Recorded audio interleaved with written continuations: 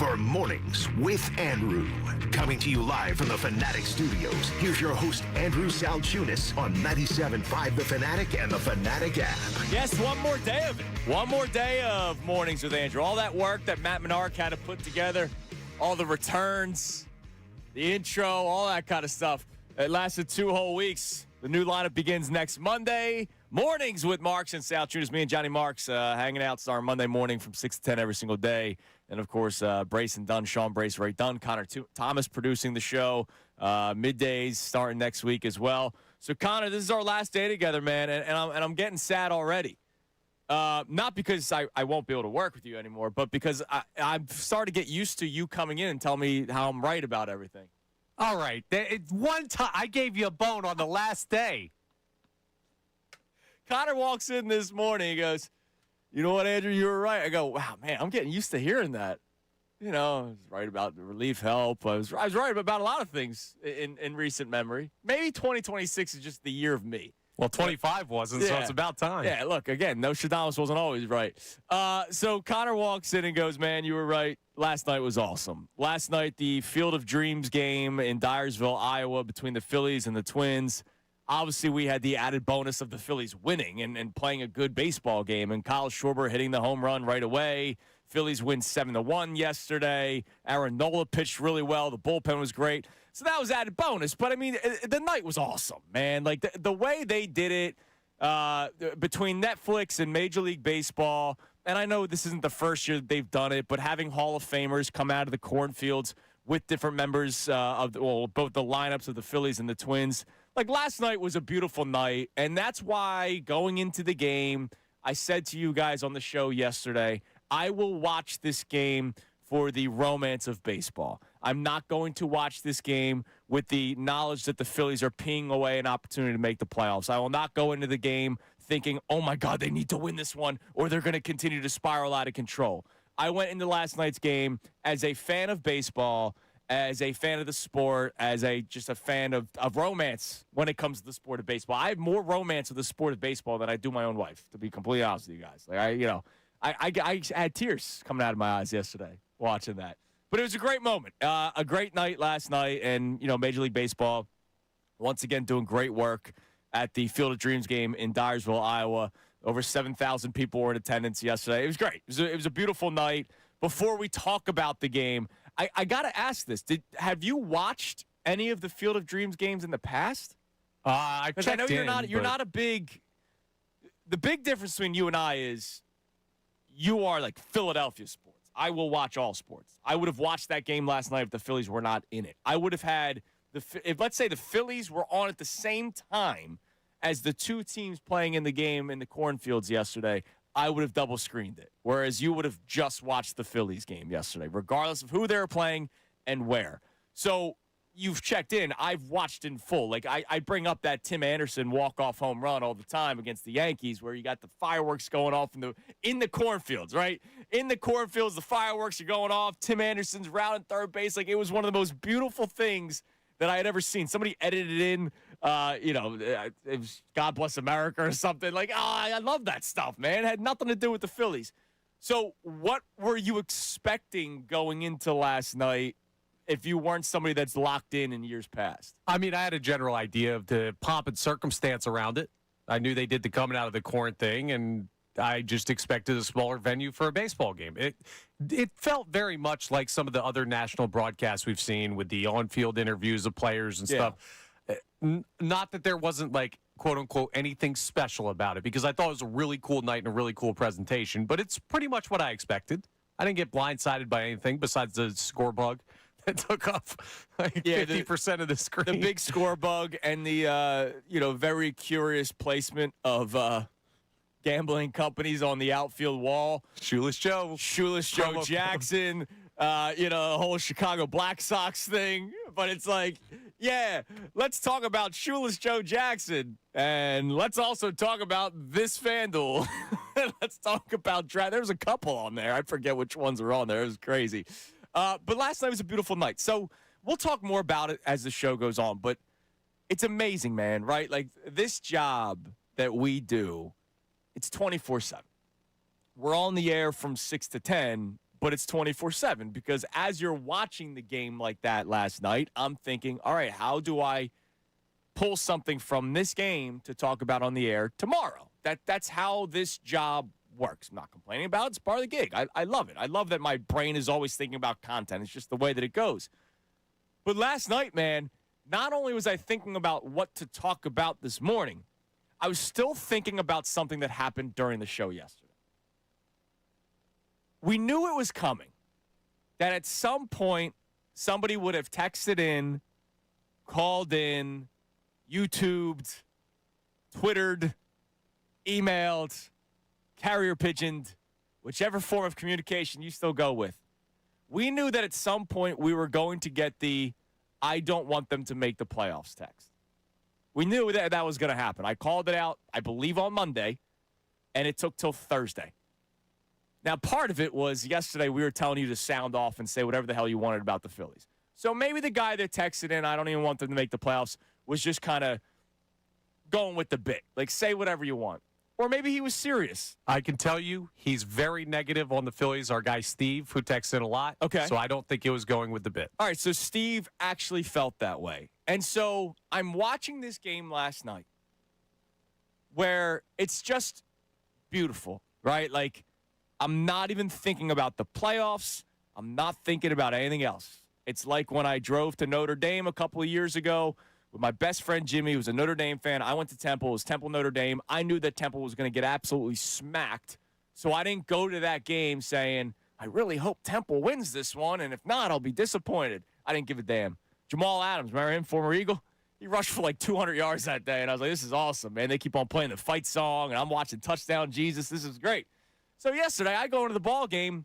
Whatever happens, happens. I just want to enjoy this experience. I love that Roger Clemens was in the booth interviewing his son, Cody Clemens, former Philly, would have probably the second most home runs on the team, third most home runs on the team. Like, I loved that moment. I thought it was beautiful. It was touching. And then they had a catch after the game yesterday. Andrew Painter had a catch with his dad yesterday on the actual field from the Field of Dreams. Like, it was beautiful. And here I am thinking about this guy who may have watched last night, may have not. I bet you Steve watches every single night. Like, the overly negative fan probably watches more than the overly positive fan, because the over negatively fan knows the pain and knows the shortcomings of the team, and the over positive fan probably ignores a lot of things and doesn't watch every night. So I know Steve's there. So I'm sure Steve watched yesterday. And all I could think about was on this beautiful night, and now we get the added bonus. Phil's up 2-0. Then 5-1. Nola gets out of the jam in the fifth inning. 7-1 lead.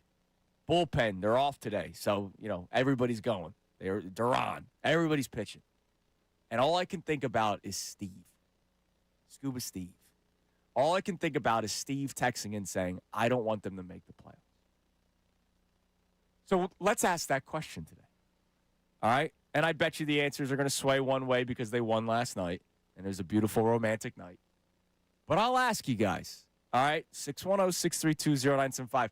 And I need Austin and Sean in the back to make sure, because I want this to be the poll of the day, brought to us by Dr. Avedon Appel at the team at Iron Mountain Men's Health. The polls are strong, all right? We're up and running early today. Didn't take much. It was a nice night last night. It was romantic. I need them to put in the poll that a listener said this before the station gets the Philadelphia media. They want our teams to lose so that they can get more reaction. Because I don't. I want the Phillies to make the playoffs.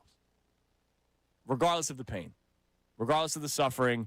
Regardless of the fact that I don't think they win a World Series. I want them to make a playoffs. Because more baseball, for me, is better than less baseball. As painful as it is. More baseball is better than less baseball. And, of course, once you get in there, you never know. I said it the other day. I'll say it again. I would rather face the Dodgers in the wild card round than any other round. Somebody listening might say that's crazy because once you face the Dodgers, you're probably going to get eliminated. So maybe you'd rather wait till the NLCS when it's a 7-game series. That way the Phillies played a wild card round. They won. A divisional round. They won. We had fun. Sounds great. I get it. But my belief is that the Phillies' best chance of beating the Dodgers is in a 2-game series or a best of 3. You win with Christopher Sanchez and Zach Wheeler, and then if it goes to a deciding game 3, you have Jesus Luzardo. I don't think the Phillies, nor really any team in Major League Baseball, can stand to win a 7-game series against the Los Angeles Dodgers. So I want them to make the playoffs. And once you make the playoffs, anything can truly happen. 2022, nobody believed that they were getting to the World Series. And in 2022, this topic came up. About 4 years ago, maybe a little less, because I think it was more of a September conversation, because that's when they started backing their way into the playoffs. But about 4 years ago, a lot of you, not just Scuba Steve on the text line, but a lot of you were saying you did not want the Phillies to make the playoffs. And I'm not saying shame on you for saying it. I just completely disagreed with that opinion because, to me, it wasn't just about anything can happen or wanting to see more baseball. It was about giving a lot of the younger guys experience. A lot of those Phillies players that had come up through the farm system, Aaronola, Rhys Hoskins, those guys never seen a playoff series. JT Realmuto played for the Marlins. I don't think he ever played in a playoff series. Well, he played in the COVID year with the Marlins because they made the playoffs, but that one didn't count. Like, the actual playoffs. There are a lot of players that had never been in the playoffs, whether they're with the Phillies or previously with a different team, or, like, I wanted Bryce Harper to experience playoff baseball in a Phillies uniform. And then we know what happened. They went on a run. So 4 years later, we got that text for the first time. And I knew it was coming at some point. It just so happened to be yesterday, the day of the Hall of Fame game, or the Dyersville, Iowa game. So do you want the Phillies to make the playoffs? I think it's a crazy question to ask. But if there's at least one person out there that says they don't want them to, that means there's got to be at least a second or a third. So 610-632-0975, as suggested by one of our listeners, not by one of the hosts on this radio station, as suggested by one of our listeners, do you want the Phillies to make the playoffs? Now, in case you're wondering why he doesn't want them to make the playoffs, and I agree with this belief, if they don't make the playoffs, there's going to be wholesale changes. There already should be, regardless. Like, if you make the playoffs and bounce in the wild card round, there should be wholesale changes. But our texter said, I want them to miss the playoffs because that could get Dave Dombrowski fired. And look, if that's your stance, it's hard to deny that. You know, Dave Dombrowski was on a podcast, I think it was with John Heyman earlier this week. And they were talking about the struggles of the season this year. And he said that he was surprised by the lack of consistency from the offense this year. And, like, it made me angry because he's either just saying that to say it, GM speak, or he's truly surprised. And if he's truly surprised, I have to ask what he has been watching the last couple of years. If he is truly surprised, I want John Middleton to get that man evaluated. And I'm talking about upstairs. I'm talking about go to a doctor and make sure everything's still working. Like, I'm not even joking, because there is no way that the Hall of Fame executive, because he's going to be in the Hall of Fame one day. We all know this. He'll be in Cooperstown. There is no way that the Hall of Fame executive looked at this roster, the same roster that we've had, the same roster that we've dealt with, except for, subtract Nick Castellanos and add in Adalis Garcia. There's no way he looked at this roster and said, oh, yeah, we're going to mash this year. Teams aren't going to want to face us. I can't believe that he actually feels that way. And if he does, then he's got to be questioned big time. And if that's the case, to our texter's point, if they don't make the playoffs, you need to make major changes. John Middleton, I would question him as an owner if he did not make major changes. So, do you want them to make the playoffs? I can't believe I'm asking that question, but it's there. 610-632-0975. All right, the other thing, the Sixers schedule officially came out yesterday in full. They are playing 82 games. There will be some back-to-backs. What did you tell me? One of the least amount of 3 games in 5 days stretches? 3 and 4. 3 and 4. All right, that's good. And people think LeBron James has something to do with that. Probably. They're going to be on nationally televised games like every day. Yeah, and they're down to 13 back-to-backs, which is down 3 from last year, so that's good. Yeah, so, look. Adam Silver and the NBA, scheduling crew, they do care about that stuff, right? it may sound like an advantage to the Sixers. Hell yeah, it's an advantage to the Sixers because Adam Silver's going, make sure that those guys are available on the nationally televised games. I wonder. I haven't broken it down that much because it's different. It's not like football where we're doing, oh, man, look at this stretch. And could this get them in the playoffs? Could this knock them out of the playoffs? We could do W's and L's today if you want. We could do that. I haven't totally taken that out of my brain yet. We might be able to do W's and L's. I wonder how many of those nationally televised games are not the first or second game of back-to-back. Like, I wonder how strategic they were with these nationally televised games. So with that schedule coming out, and we obviously know what the Eagles' schedule is, and it's been out for a while now. And, Flyers season right around the corner as well. And we know that the Phillies, whether you want them to make the playoffs or not, there's 39 games left. There's 39 games left where you are in a fight, if they show fight, for a wild card spot. And then if they do make the playoffs, however long Red October is, we have a Red October. So today is a day where I want us all to come together and try to figure out how we will balance it all. It doesn't have to be what should everybody do. I want to know how you are going to balance it. So I was thinking about this coming in, Connor. We all know different levels of sports fans, right? We all know the guy that's got the shirt for every team, but if you asked him what the score was last night, I didn't watch. Like, we all know the guy that reps but doesn't really watch. We know the guy that watches everything and knows more about these teams than the people that talk on the microphone. I'm not talking about, like, knowledge of X's and O's. I'm talking about random facts that you're just like, wow, man, that's a great little fact. It's a great little trivia question you got there. There's levels to being a sports fan. I'm a geek not just because of this job. I just always kind of has been. Like, I've always been a geek when it comes to sports. I will always find a way to watch sports at some point in my life. And I know that there's people that don't reach my energy when it comes to that. I know that there's people in this city that only watch when they're good, right? I mean, we all know that. The whole Jimmy Rollins frontrunners thing is real.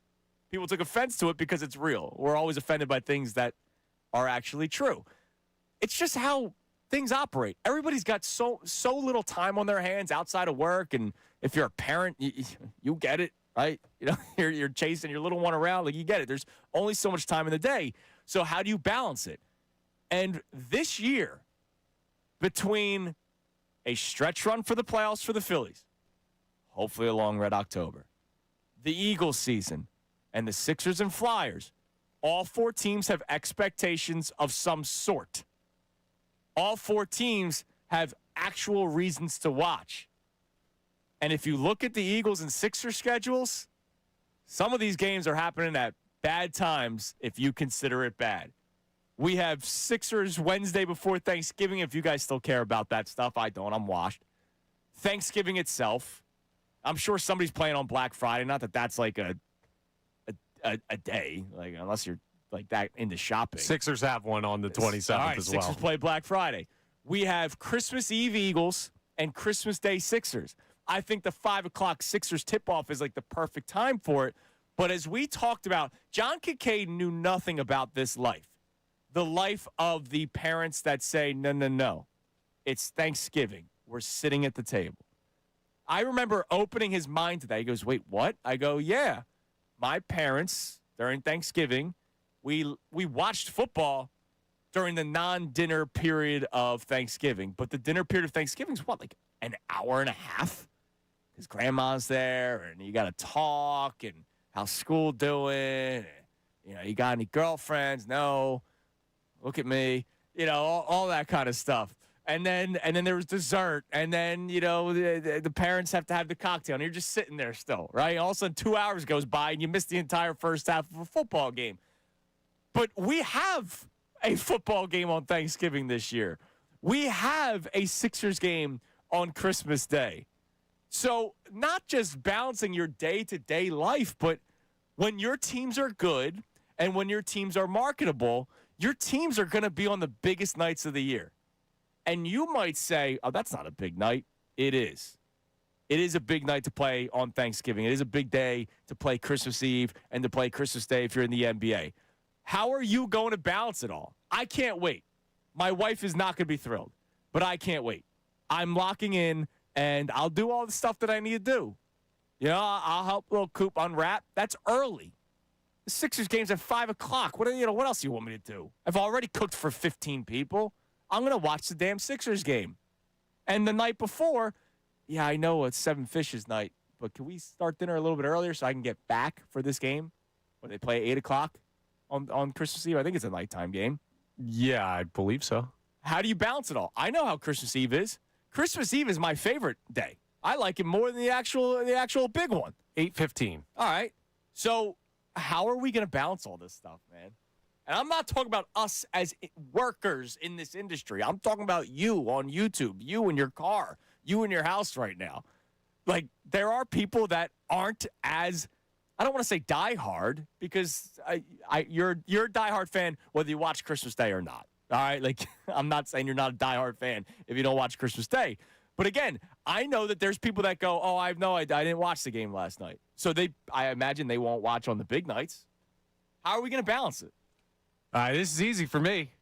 You're watching. If you're my family, don't call me. If you're my new nephew, I'll see you for your first birthday next summer. If you're my friends, don't ask me to help you with anything. I'm not traveling. I am sitting in front of the television. We are watching all these games.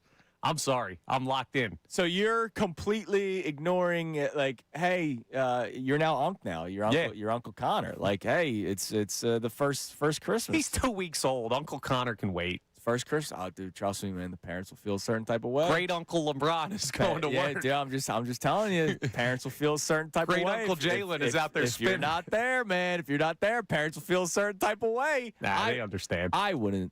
They might not, but trust me, there are parents that feel a certain type of way because their kid is the gift to everybody.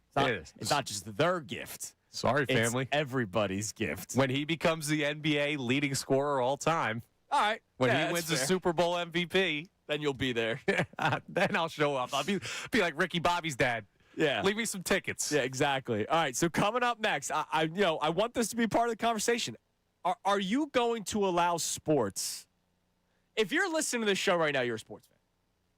All right. I don't think there's many fans of Andrew and fans of Connor. I think you're just a sports fan if you're listening right now. So if you're listening right now, you're a sports fan. Are you going to allow these teams kind of run your life? My answer is yes, because they've run my life for 32 years. But I wonder, with the schedules that are coming out, and you're looking at some of the marquee days that these teams are playing, our teams, are you going to allow them to run your life? 610-632-0975. Do you want the Phillies to make the playoffs? Is an actual question that we are asking today because one of our texters said no yesterday. And will you allow these teams to run your life over the next, 6 months, 7 months? Oh, I mean, if the Sixers and Flyers are both in the playoffs, honestly, it's over the next probably 10 months. These teams will run my life. What about you? 610-632-0975. Coming up next, more on the game yesterday. It was actually a good win for the Phillies. It was a necessary win yesterday. So we'll talk about that and, of course, some of the events as well, because last night wasn't just about the game. Last night was everything that happened with the Field of Dreams game. We'll talk about it all next right here on 97.5 The Fanatic.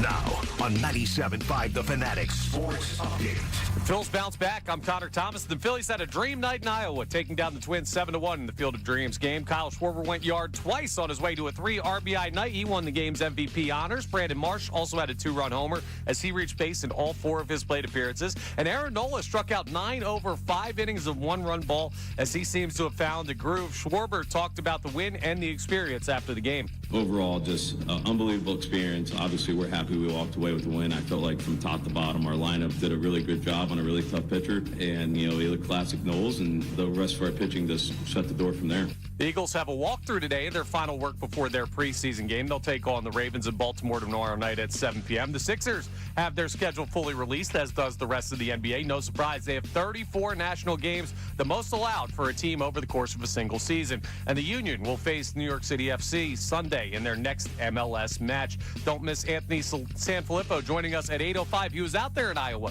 getting us a first-hand perspective of the Field of Dreams game last night. This update is brought to you by Staples. It's the most wonderful time of the year at Staples. They've got back-to-school supplies as low as 25 cents, up to 40% off select tech and more at staples.com/back-to-school. Staples, that was easy. I'm Connor Thomas for the home of the Sixers, Flyers, and Union, 97.5 The Fanatic and the Fanatic app.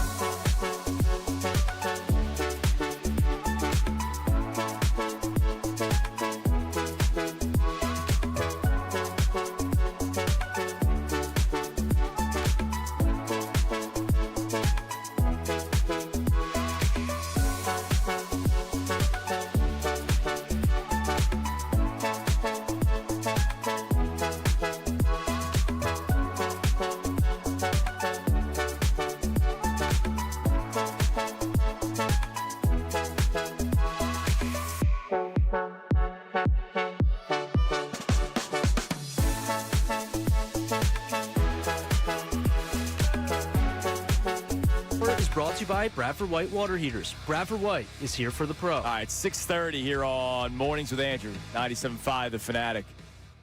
Before we get to the text line and the poll of the day, and, of course, our question today, do you want the Phillies to make the playoffs? Like, do you? To me, it's easy. The answer is yes. And it's not even about – because they have a chance to win a World Series. I'll throw that one out there. Like, once you get in, you never know what's going to happen. Like, I'm fooling myself, but you never know what can happen. But I just like watching more baseball. Now, Jordan checks in. I don't want them to make the postseason because if they do, nothing will change with this team. If they didn't have so many holes on this team and one of the worst bullpens, they have no shot. So Jordan says, I don't want them to make the playoffs. Bron Jeremy. What up, Bron Jeremy? Great name. I don't want the Phillies to make the playoffs. It's not rocket science, Tunis. They missed the playoffs, and they have to make drastic changes, including firing Dombrowski. And I get it. I get it. I'm not saying that's like a horrible thing to say. I despise Dave Dombrowski as the president of baseball operations for this team. I've been complaining about him for the last 2 years, talking about how he's been living off of his resume for the last 2 years. All right? And here we are, good club, run it back, one throw away, one pitch away, one hit away, and we would have won that series. And we would have been in the World Series, and we would have beaten the Blue Jays, and we'd be World Series champions. Like, it's unbelievable that he said that. And they came back with the exact same team, and then he said on a podcast last week that he was surprised that the bats have been inconsistent. So I get you. If you want him fired, it'll probably take the Phillies missing the playoffs. You're not wrong for saying that. Because if they make the playoffs, I doubt anything changes. Unless they get to the wild card. And if they get to the wild card and lose in 2 games, regardless of the opponent, Dodgers be damned, right? Doesn't matter who it is. If they lose in 2 games in the wild card round with this team and all these expectations and the feel of the city where we are teetering on hating them, a lot of people have already reached that point, then I would imagine there would be changes even if they get to the wild card round and lose in 2 games. We'll check the text line in a second, 610-632-0975. But some more takeaways from yesterday's game because, again, it was a good game. I mean, Aaron Nola pitched really well yesterday, gets out of the jam in the 5th inning. I was nervous. I'll be honest. Aaron Nola is an ace. When it's 5-1 and Aaron Nola has Royce Lewis up the bat with the bases loaded, I'm thinking, oh boy, this would be the moment. That's so typical 2026 Phillies, where he gives up the big one, and he strikes out Lewis, and the Phillies go into the 6th inning, still up 5-1. They tack on 2 more in the 7th. So it was a good win for the Phillies. They needed it. Not that I'm saying that win over the Minnesota Twins changes everything, but I did say yesterday, as I was looking for lights at the end of the tunnel, could last night have been the night? The beauty of baseball, where they reminded that baseball is a kid's game. Did Trey Turner actually have a smile on his face yesterday? That's important. Did Alec Boehm have a smile on his face yesterday? That's important. There are too many guys in their feelings on this baseball team. I hope yesterday was a reminder that, damn, the sport is cool. You get paid a lot of money to play it. It's a kid's game. Just freaking enjoy it. Because all you miserable, some of you are choke artists, all you miserable players on this Phillies team, like, I need you to turn it around. Maybe last night was that moment. Who knows? As I squint and look for lights at the end of the tunnel. Yeah, I don't think everybody was having a catch with their family. Yeah.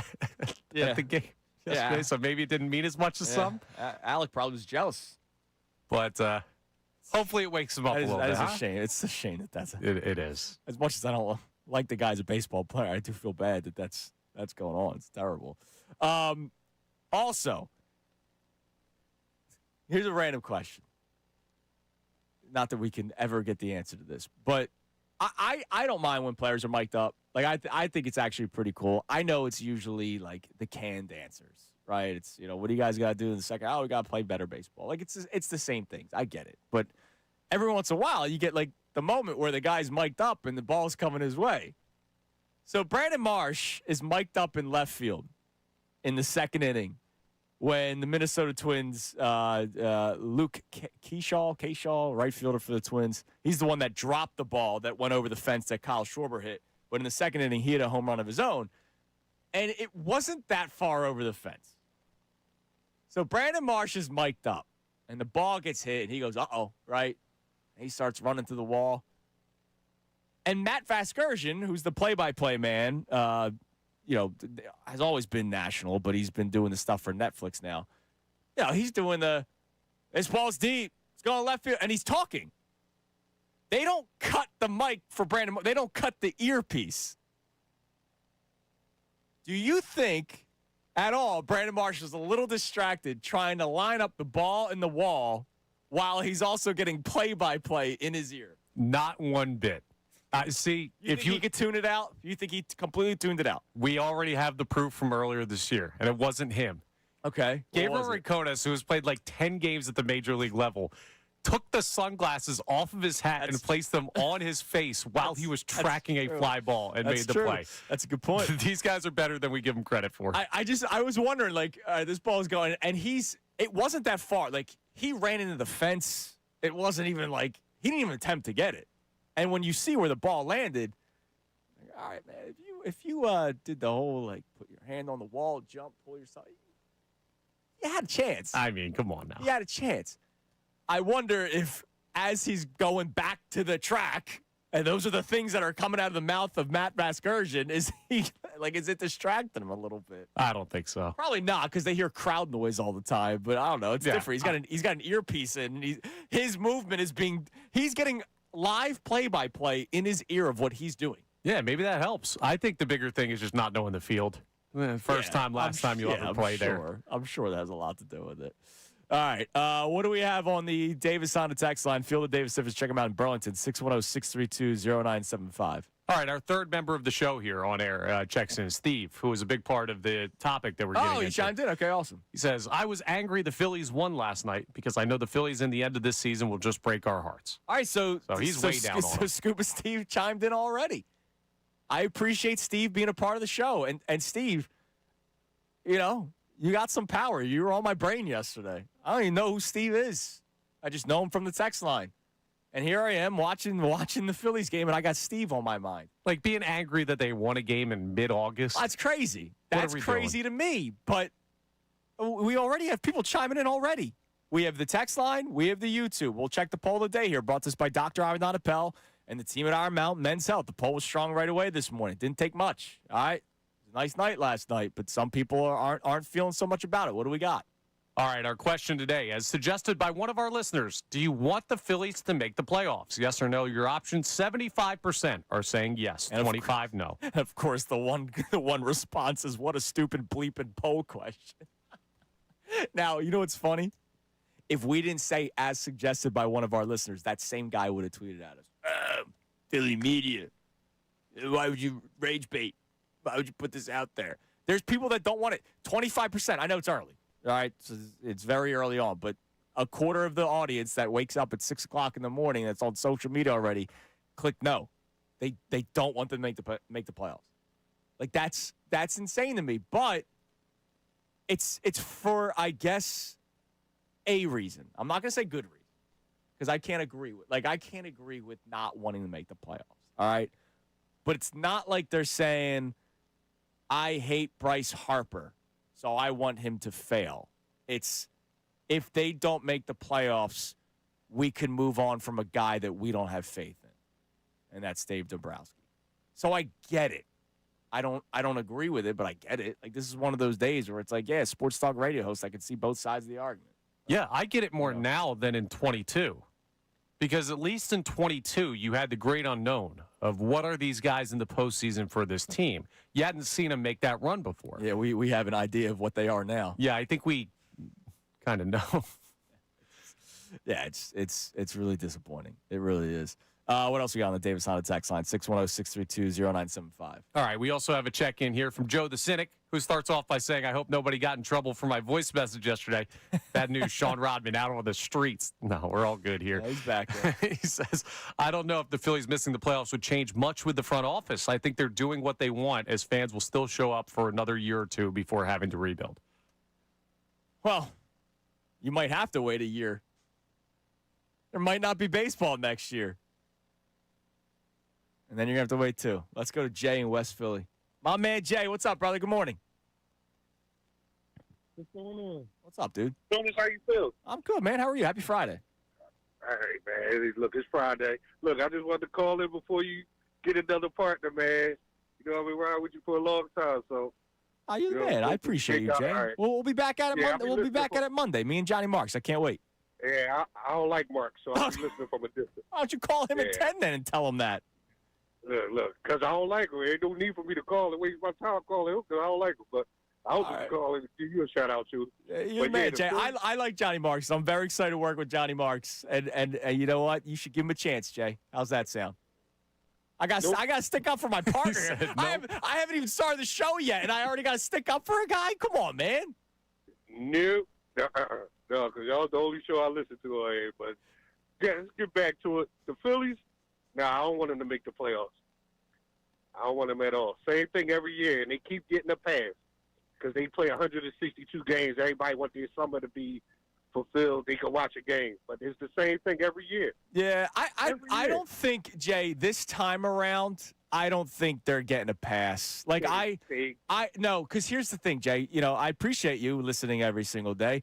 I've gotten a lot of crap over the years for being considered overly negative with the Phillies. I have not heard that so much this year. I think a lot of people are beaten down by this team, dude. You used to do that to Phillies Spadero over there. So he got on there. He defended them all. Yeah, and even Connor. I defended them when they were good. They're not good anymore. Philly Spadero. That's awesome. I was right, there. Jay. Yeah. Kind of wrong too. Look, they stink and they get a pass. I don't want them. I'm glad they finally getting the heat they deserve. A whole pandering team with everything. I can't stand none of them. As soon as he go out the right field, then he come back. Oh, my knee hurt. Then he said his knee was hurt before. Dude, you hate Bryce Harper, man. Yeah, he go out there, and then all of a sudden, oh, my knee hurt. All right. Look. All right. I gotta ask so that I have the information for later. Who do you like more, Bryce Harper or Johnny Marks? Neither. See, you got to pick a side, Jay. Look. Come on, man. You got to pick a side. I appreciate the call, brother. What a bright Friday call there from Jay. I mean, and look, I got this guy Ray on our YouTube chat. I thought it was Ray Dunn, but it's some other Ray. Right. You're a great ball of joy this morning. It's a Friday in the summer. It was a beautiful night last night watching the freaking Phillies win a game in the cornfields. It was beautiful. I'm romantic with the sport of baseball. I'm romantic when the Phillies do well in cornfield games. They're 1-0 in cornfield games. All right. That's great. Things are looking up. And I got you being an a-hole every single day. I got Jay. Jay's taking shots at the guy that I'm going to be doing the show with in 3 days. Come on, man. All right. As the show continues, more reaction to last night. But also, do you know that Kyle Schwarber has another memorable home run to his resume? Remember, he's got the wild card, NLDS, NLCS World Series, World Baseball Classic, All-Star Game. I'm trying to figure all the ALCS, ALDS, yes, all that. both leagues. He added another one yesterday. And believe it or not, there are 2 Phillies, one current, one former, that were the first to do something. I don't know if you saw this yesterday. I'll tell you what next here on The Fanatic.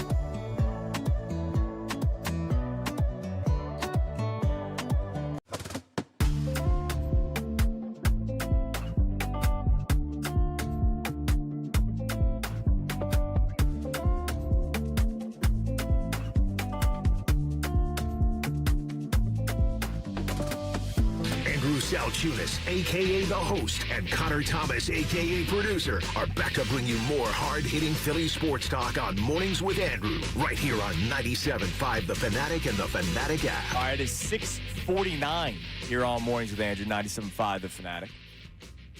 Kyle Schwarber did it again, man. He just keeps on finding ways to set a standard of hitting home runs. So last night was the first ever regular season game broadcast on Netflix. And Kyle Schwarber hit the first home run of the game. So Kyle Schwarber, congratulations. I know this is going to be the one he's most proud of. First home run ever hit on a regular season broadcast on Netflix.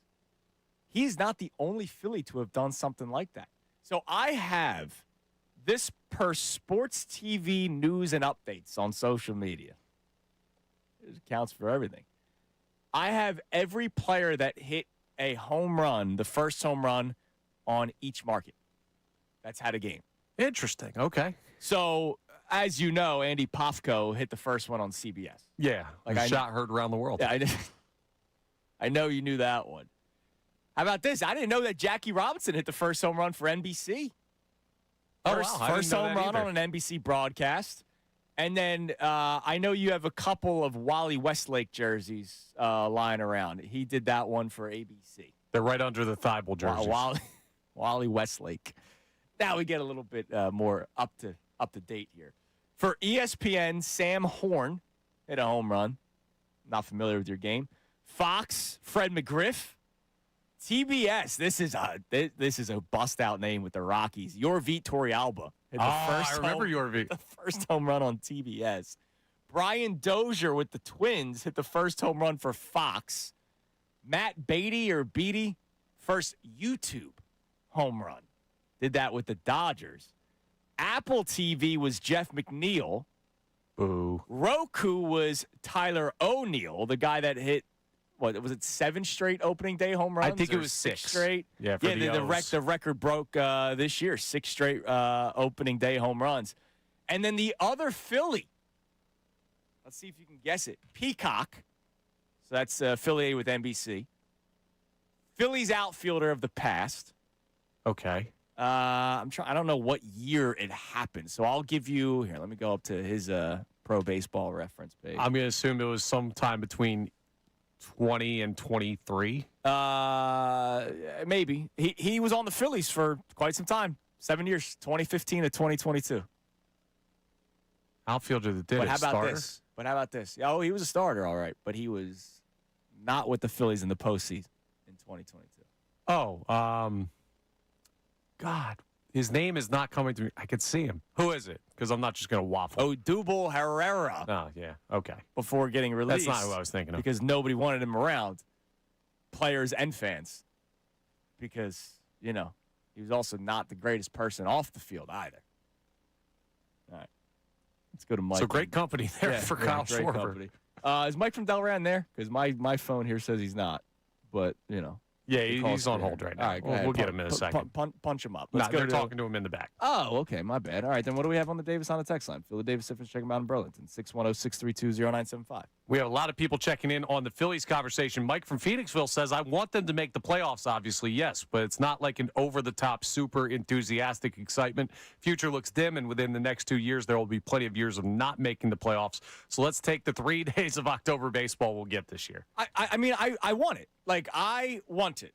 I get why people are saying they don't want it. If they give actual reasons, right? Like if it's, hey, because if they don't make the playoffs, Dave Dombrowski gets fired. Like my man Jay in West Philly, I think he just like, screw them.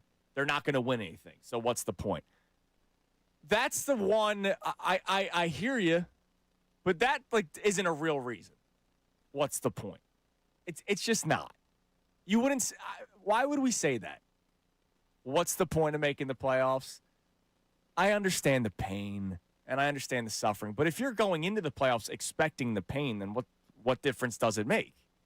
Yeah. Also, we've heard lifetime contract conversations for Dave Dombrowski. They may not move on from him if they miss. Yeah. What's the point of missing? If they did give him a contract extension after missing the playoffs, I once again would question John Middleton as the owner of the Philadelphia Phillies, and I never have.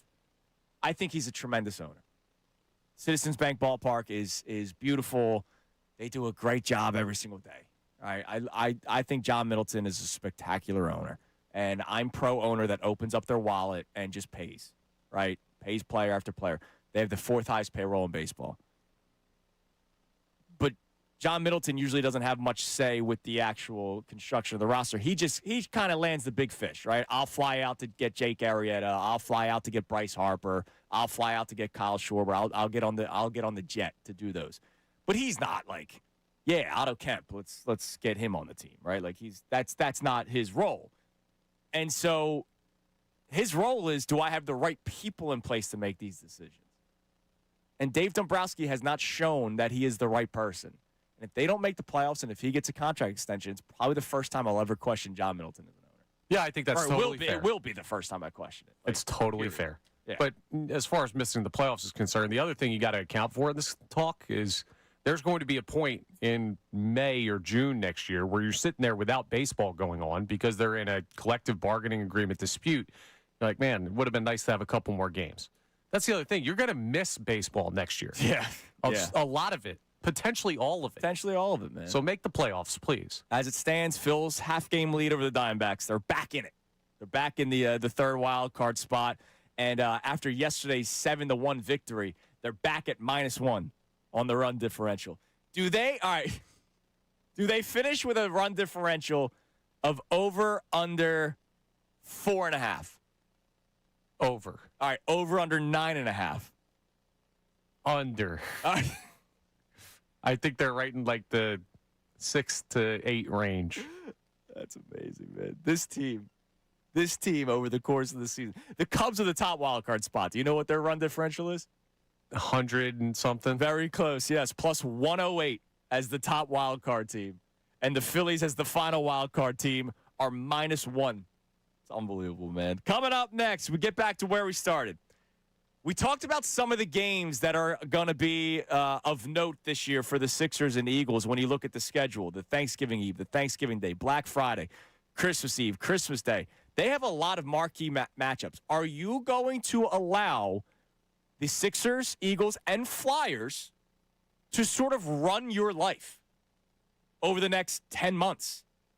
Because there's a lot of big games, and there's a reason why you're going to be watching them. Eagles were always in. Sixers, hello, look at the roster. And the Flyers, they now have expectations of at least getting back to the playoffs. Let us know, 610-632-0975. We'll get back to all the conversation coming up next. Also, a very random discussion that took place in the hallways yesterday with me, Connor, and a couple of the other folks here at the Fanatic. We'll discuss more coming up next. It's a life question. Looking forward to it here on the Fanatic. Now on 97.5 The Fanatic Sports Update.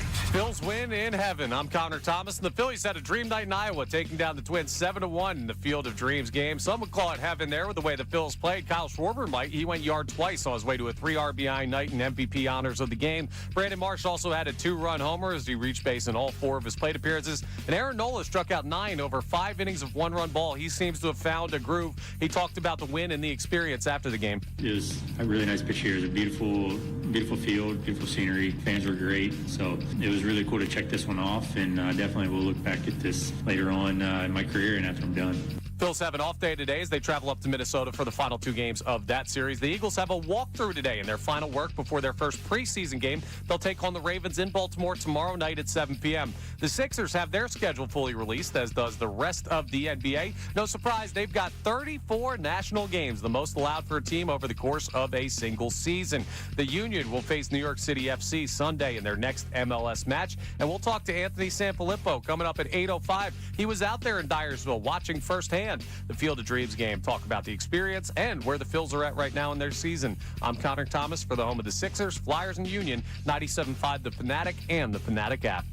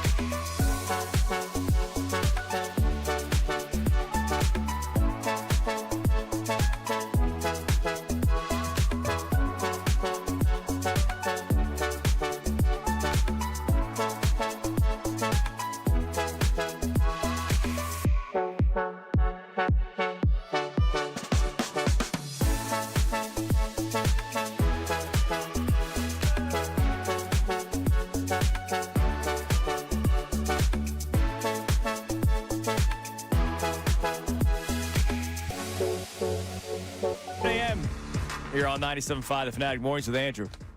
Got a text from the boss man. And whenever that happens, I'm nervous. What did I do now? But no, he texted me. He's like, man, there's an Eagles game tomorrow. What are you guys getting into today about the Eagles? I was like, I got stuff planned. Oh, yeah. It is crazy. It just popped up. Like, the Eagles preseason game is tomorrow against the Ravens. And, I got some stuff that we'll get into. There's a topic that we'll discuss. But it's almost here, man. And this season, I'm so excited for, between two things, like storylines, there's going to be a lot of them. And I'm not just trying to do like oh, man, this would be great for my job. But there's a lot of storylines with the Philadelphia Eagles upcoming. But also, the team's going to be really good. And if the offense can carry their weight, which they didn't last year, they were dead weight last year. That's why they had no chance of winning anything. All right, none. We could talk about Jake Elliott missing an extra point all we want. They had no shot. Even if they did beat the 49ers, they were not winning anything. The offense sucked. I don't think it's going to be as bad this year. Not even remotely close. We're going to have a lot of topics about Jalen Hurts. Is he thriving? Are they going to pay him? And all that kind of stuff. But I think these conversations will coincide with the Eagles' offense looking better than last year, which means the team will be better than last year, which means we're going to be talking about hopefully a deep playoff run. So I'm excited, and it already started with training camp, but it starts tomorrow. First time we get to see them in pads. Not that many of the guys are probably going to play tomorrow. I know Vic Fangio likes playing his starters, but we'll get into it more as the show goes on. First Eagles preseason game tomorrow. But what we opened up the show with talking about is last night's game. Phillies beat the Minnesota Twins yesterday in the cornfields at the Field of Dreams. Earlier we talked about the romance of it, and as I squint and I look for lights at the end of the tunnel, I wonder if a night like last night could be a reminder to these guys that have been so tight, that, man, this is really cool. And this is a reminder that this is a kid's game, and we just need to enjoy it while we have it and stop being so beaten down by our expectations and our own shortcomings. And so I saw one of our comments. I think it was I don't know if it was Bron Jeremy or the Dominican Austin Wells, whoever it is, your family, I love you all. Somebody pointed out, like I was reading their mind, that watching some of the guys, you saw smiles yesterday. Like Brandon Marsh. Look, he had the big home run, right? Which that's got to be one of the coolest feelings, hitting a home run in the cornfields. That's awesome. So I looked up Trey Turner. I just typed in Trey Turner just to see what would pop up. Because I was wondering, could even that guy with the personality of a wet blanket have some fun and enjoyment in yesterday? And so he sat down with the MLB Network crew, Greg Amsinger and Harold Reynolds and company. And, they were like, they were going to talk to him about the game and everything. And one of the first questions was like, has it hit you yet that you're here? And, in his monotone voice, he did say something to the extent of, it was really eye-opening walking in here and everything, right? And then one of the questions was, any of your family here? And he said, no, I got 3 little ones at home. But now that I'm here, I really wish my dad was here to have a catch, because I'm looking at my teammates doing a pregame catch with their parents. And I'm sitting there. This is during the commercial break, right? I'm watching this video. I'm like, there's a little bit of emotion out of the guy that shows none and is a mess half the time in the field and batting. So maybe, just maybe, last night maybe triggered something for the team. Until they lose tomorrow, and I won't open up social media because I will get at least one tweet from somebody saying, did it work? You know what this is? You're in the middle of a divorce. Yeah, dude, I'm in a crisis with this Phillies team, and man. You had a nice night out. You just you met out for dinner after work, and you had some drinks. It was a lovely night, and you're like, wow, this isn't half bad. And you're waking up and you're rolling over in the morning, and they're complaining about something with the house, or you guys are in an argument. And you're like, oh, okay. Yeah, it was just one night. We've all been there. Thankfully, I don't have that with my wife, but I've had that with girlfriends in the past where it's like, all right, we won't break up. And then it's like 30 minutes go by, and you're like, yeah, never mind. Did I do that once? Yes. I think we all have at one point or another. I was just like, I don't know why I did But that. hey, you're in this nice little like rebirth, this second honeymoon phase with the 2026 man. Phillies. No, That's a look, lovely thing. And look, I'm not telling you that they're going to win the World Series because they played in Dyersville, Iowa. All right? Like, I'm not saying that, right? I'm hoping that this season, over the next 39 games, am I not dealing with the same pain and suffering? Was there a moment for some of these guys last night where they're like, all right, this is cool. Let's turn this around. Maybe that was the nice little getaway, right? What was the couples retreat? What was that movie?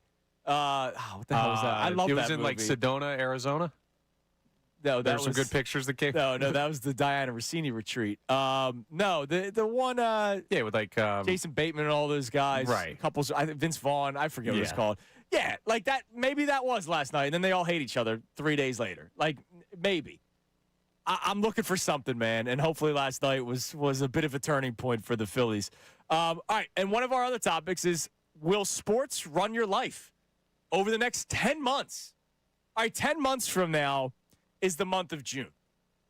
And the reason why I say 10 months is if the Sixers go on a deep playoff run, they'll be playing into the month of June. Same with the Flyers, if you think that they can go that far. I'm not ready to take that step with them, but I think they'll be even more competitive in the playoffs this upcoming year.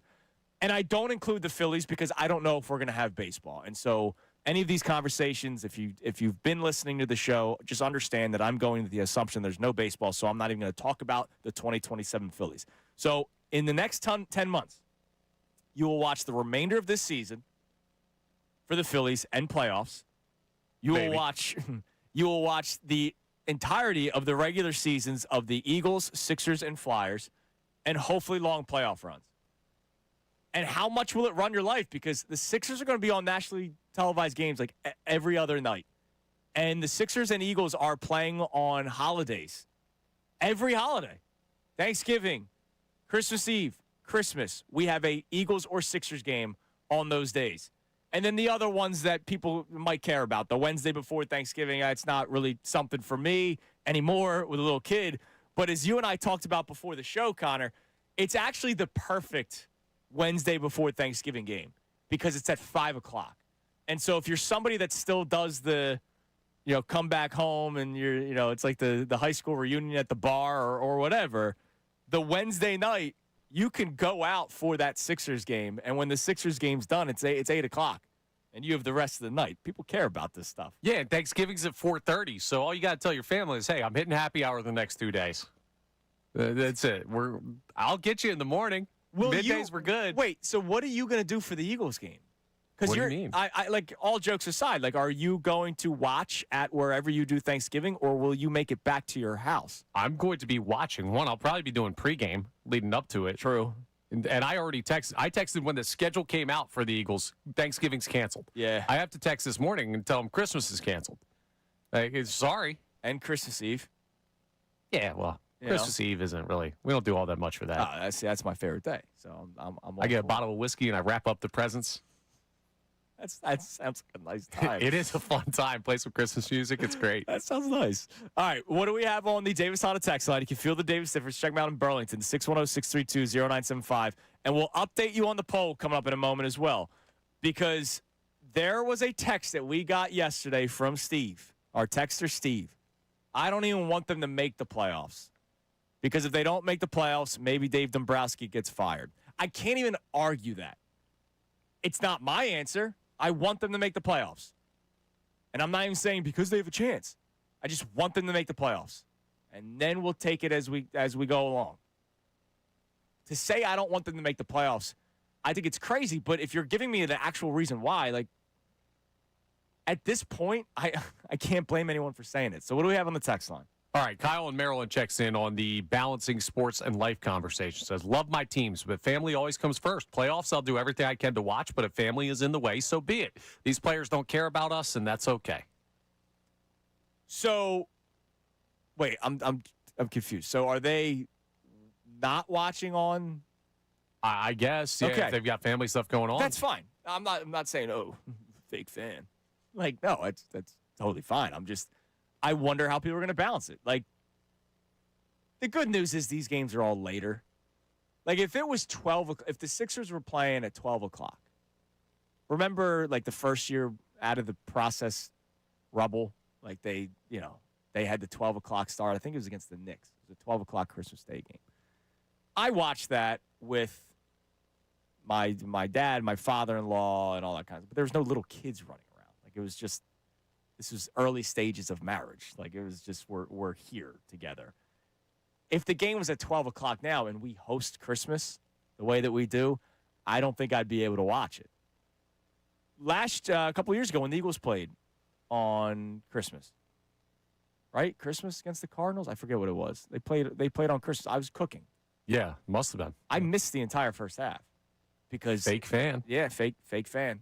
I rewatched it the next day. I wasn't working the next day. You didn't miss much. No, it was bad. It was a tough year. I just wonder, like, how many people are completely out? Because to bring up John Kincaid again, John had no idea that there are households that didn't just sit down and watch football during Thanksgiving. My parents were, you can watch football before dinner. You can watch football after dinner. I remember these are the days, back in my day, these are the days where it was just the two games. It was just whoever the Lions were playing, whoever the Cowboys were playing. There was no 8 o'clock Netflix broadcast or whatever they're doing nowadays. And so I missed pretty much the majority of the second game every single Thanksgiving because of the rules that I followed at my household. Yeah, I had to fight years for the spot that I'm currently in because I'd be at the table just looking over my shoulder when people are talking to me, like checking the score. And after a while, they're just go watch the game. See, the problem was we were the dining room Thanksgiving family. So the dining room was used like 3 days a year. Yeah. You know what I mean? And one of them was always Thanksgiving. And it was not an earshot. Well, it was an earshot of the TV. You didn't have a line? You can, like, lean a little bit? No, walls blocked it off. Oh, that's tough. Yeah, so I couldn't even see it. So what I would do is I would go get seconds, and then I would take, like, 10 minutes because I was watching. The game was still on. It's just it was muted because we had the nice music playing, the Bocellis, like all those kinds of tunes because that's what my parents put on during the nice meals, right? Yeah, we're not Italian family, but we had the Sinatra. That sounds lovely, the background. Oh, it was great. It was great. I had great memories. But I would take 10 minutes to get another scoop of mashed potatoes because I was watching the games. So I wonder how many people are going to let these teams overtake your life over the next 10 months. What else we got? All right, this texter checks in. It says, yes, I will let them. I'm a fan. If they win 100 games or lose 100, I'm always locked in. Yeah, I'm always locked in, too. And I'll be locked in the next 39 games for the Phillies, man. I'll be very locked in. All right, side topic to get into. Also, I'm distracted by our YouTube chat. What else is new? Because they're just all over the place. Greeny chimes in. Mike Greenberg? Maybe. Thank you for listening. Chunas not having a second kid by now is weird. Why? It's weird that you're clocking how many kids he's got. Why? So what if I have an only child? What's weird about it? Was I supposed to be Phillip Rivers? Like, are we supposed to bang out 15 of them? Like, I didn't know there were rules. Get to work. I guess. All right. Yesterday, this is a good little Friday discussion in the month of August. So yesterday, after the show, I don't even know the context of the conversation. I think we were talking. Oh, I know what it was. We were hanging out with Brendan Petrelli. And I was in Horsham yesterday. Why was I in Horsham yesterday? It's actually pretty cool. They have, like, the aviation museum out there, the real small one, helicopters and airplanes, the ones that, like, fought in wars. Like, they were actually, like, you're not supposed to touch them. I touched the plane that fought in World War I. You're getting banned. And I was like, dude, I mean, that's history. Like, look, this is freaking awesome. I enjoyed it actually more than Cooper did. Because I care. He just thinks it's awesome. Like, oh, my God, look how big it is. And I'm reading up on it. I'm like, holy crap, what? That's awesome. So we were there yesterday. But before it, I asked Brendan, hey, because he's from that area, what's like the bar scene? What's the restaurant scene? He's giving me a couple of places. And we started talking about the shape of bars. And I said to you that I then readjusted because I eventually said pool bar, like the swim-up bar. But I love the wraparound bar, the bar where the bartender is inside the bar. It's circular, and you're sitting on one end, the person's sitting on the other end. It's a circle. Horrible take. I like that kind of bar because I think the people are always on their skates. All right, they're always on their skates, and they're the bartender. And I don't think you get missed as much on the circular bar. Now, your concern was at times the bartender will have their back to you. But because everything is in specific areas, they're always on the move. And so I think the round bar at a restaurant or any sort of bar is a top-tier bar. You like just what, the traditional? Yeah, I like the traditional rectangular up against the wall there because you always have the peripheral. Like if you're on the wraparound bar, there will be a point where they cannot see you. Okay. If they're stuck in conversation with somebody on the other side of the circle, you're going to be waiting a little bit. Whereas if they're like to your left or right and they're in a conversation with somebody else, you can get the peripheral. Be like, hey, excuse me, could I get 14 more over here? Like it's much more efficient. Yeah. Trust me, I'm an expert on this. You don't want to come at me on bar talk. I get it, but I remember the first day of the tournament. You, me, and Bob Cooney had a couple beers at a bar in Wayne, like a random Irish pub, and it was a circular bar. I thought it was nice. The person was helping everybody out. I'm a pro circular bar person. Now, I would like to know from the people, what is the best bar type? Swim-up bar is the best once you get past the fact that the guy next to you is definitely peeing his pants. Yeah, but like swim-up bars, like taking Pablo Sanchez and backyard baseball. Like, obviously, you're taking swim-up bar because you're on vacation at a resort and you're probably not paying for it. That's true. Beach bar, that's one of them. Beach bar's good. But are we talking like the actual geometry of how the bar is built? Or are we talking location? Like, what are we doing here? Eye test. If you know it, a little bit of both. All right. So can I take open bar? Yeah. Well, okay. It's got to be the actual being of it. All right. Whether it's a location or the way it is designed. The physical nature of the bar. Yeah. I want to know from people, it's a Friday in the summer. You're going to the bar. What's the best type of bar? 610-632-0975. I would like to hear from people on this. All right. What else we got on the Davis Honda text line?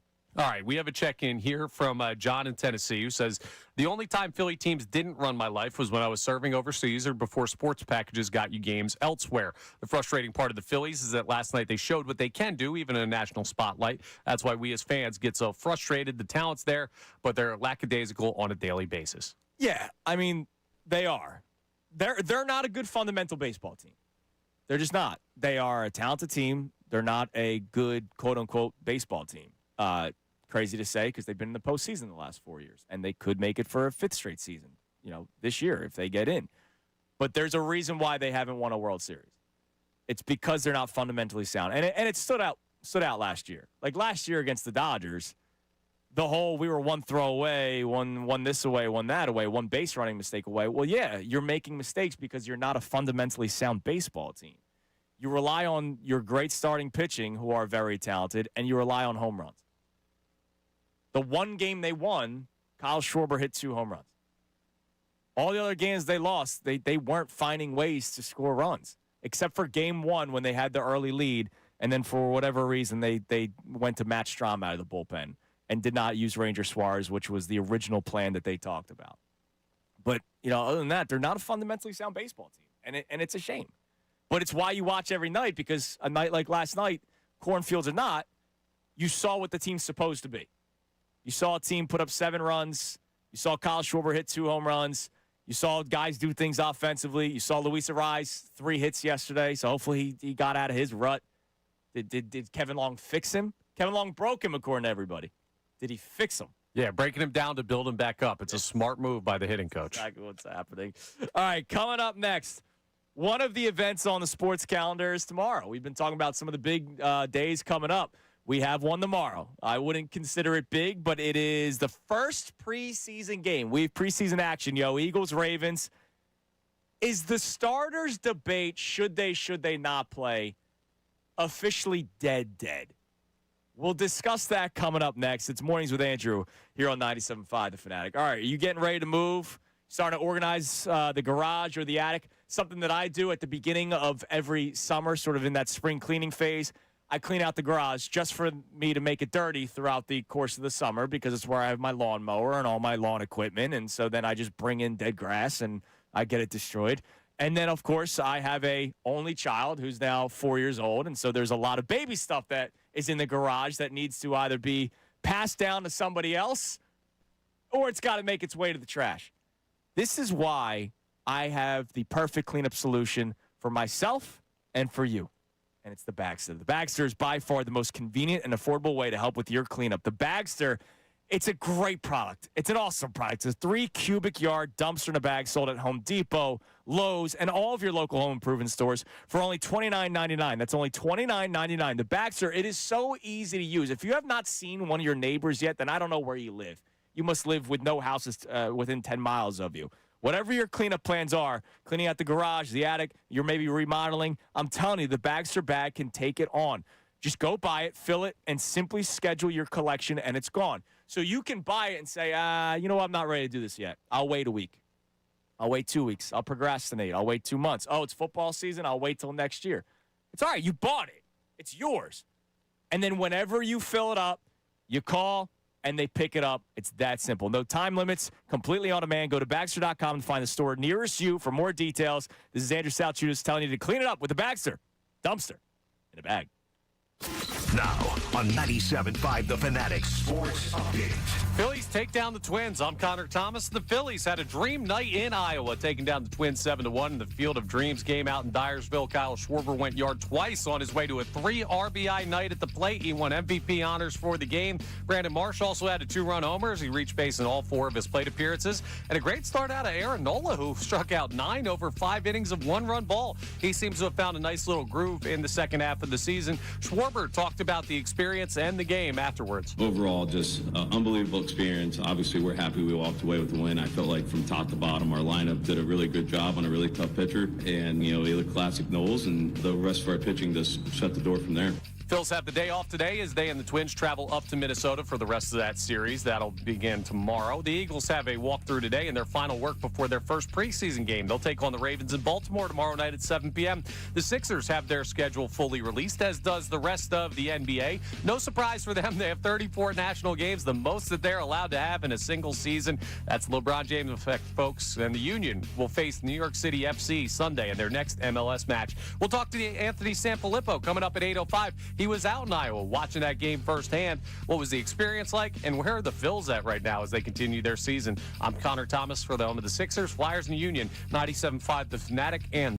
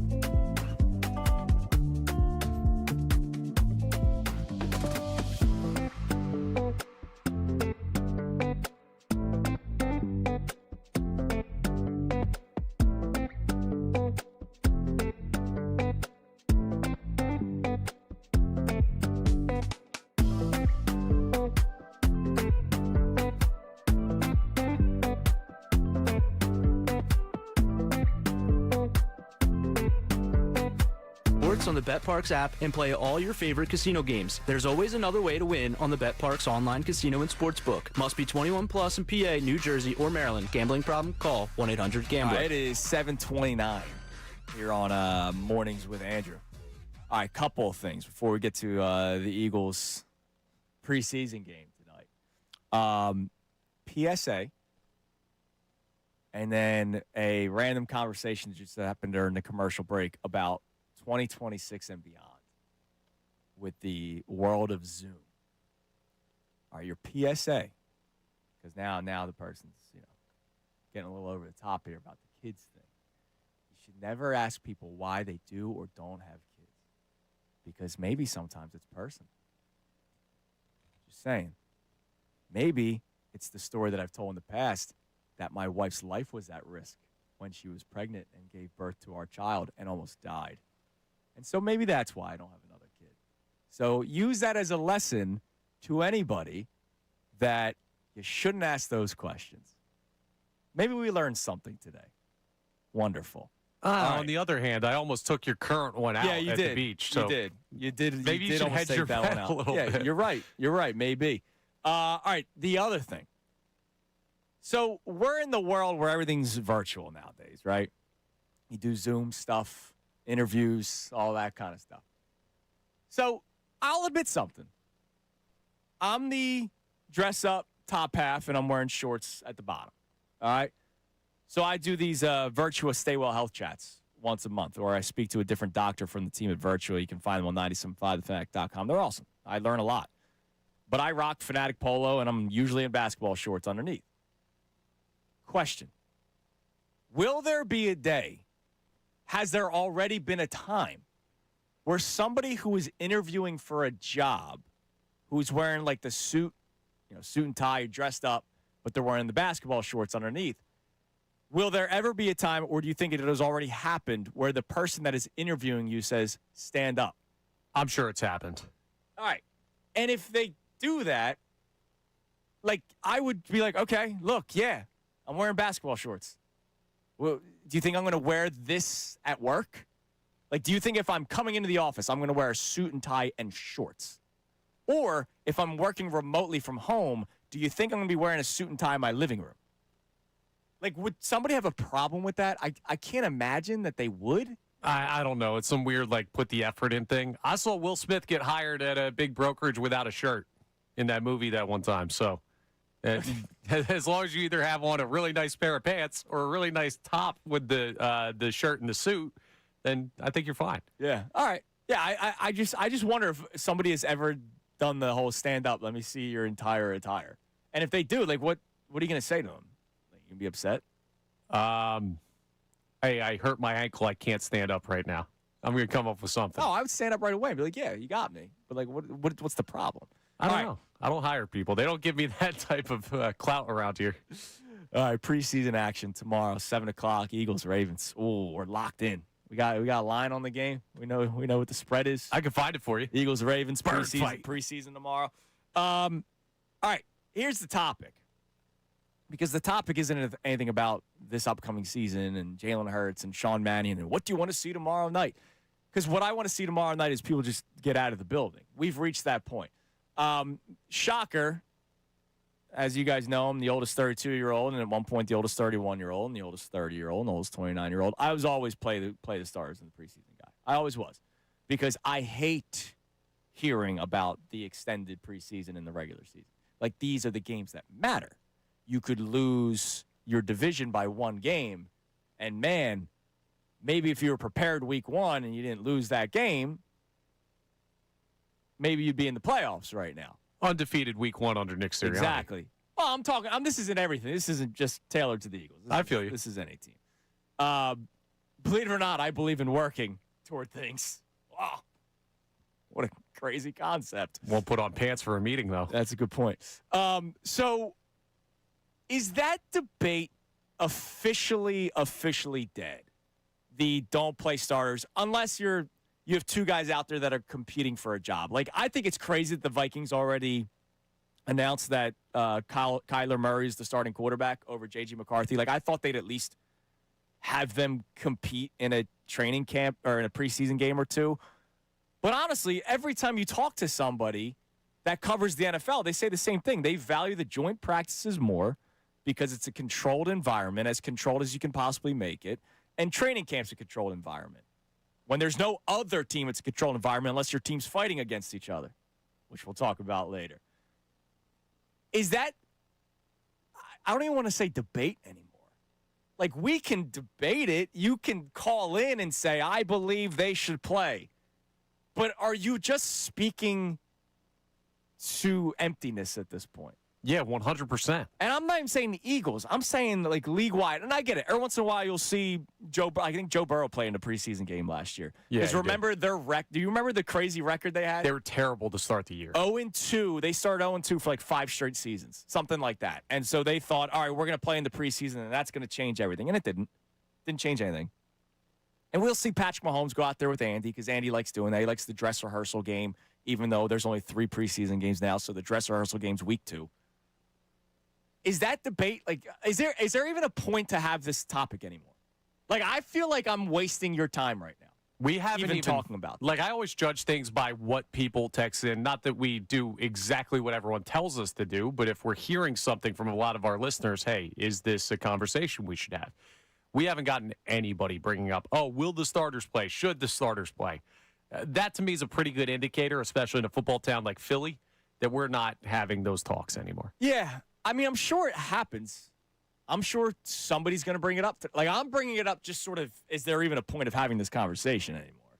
There's going to be somebody, mark my words, in Philadelphia doing the whole, should they play the starters tonight, yes or no? You have a new year with a quarterback who just went viral for throwing an interception in training camp, who is playing into the final year of a deal with guaranteed money. He's got more than that, but the final year that he has guaranteed, with a brand new offense after you just collapsed and got smoked by a team that was getting linebackers from grocery stores to play you in the playoffs in your building. And we haven't had anyone bring it up. Like, if that's as clear as it needs to be. Yeah, it's pretty clear. And look, at this point, I can't disagree with it. Like, I can't. It's the same with the ALDH and the universal DH. Like, at some point, it's just like, all right, there's no point of fighting this anymore because it's going to happen. There's no point of fighting the 18th regular season game. We can talk about health and player safety all we want. It's going to happen. There are so many wasted debates, and I'm not even talking about sports talk radio. I'm talking about life. When it comes to sports, you're hanging out with your pop, you're at the bar with your friends, like whatever, and you debate these things, and it's like, yeah, but it doesn't matter because it's going to happen anyway. I hate the NBA Cup, right? You asked me yesterday, are you more intrigued by the NBA Cup now that LeBron's here and Jaylen Brown, they have an actual chance of winning it? The answer is no. I'm more intrigued by every Sixers game, period.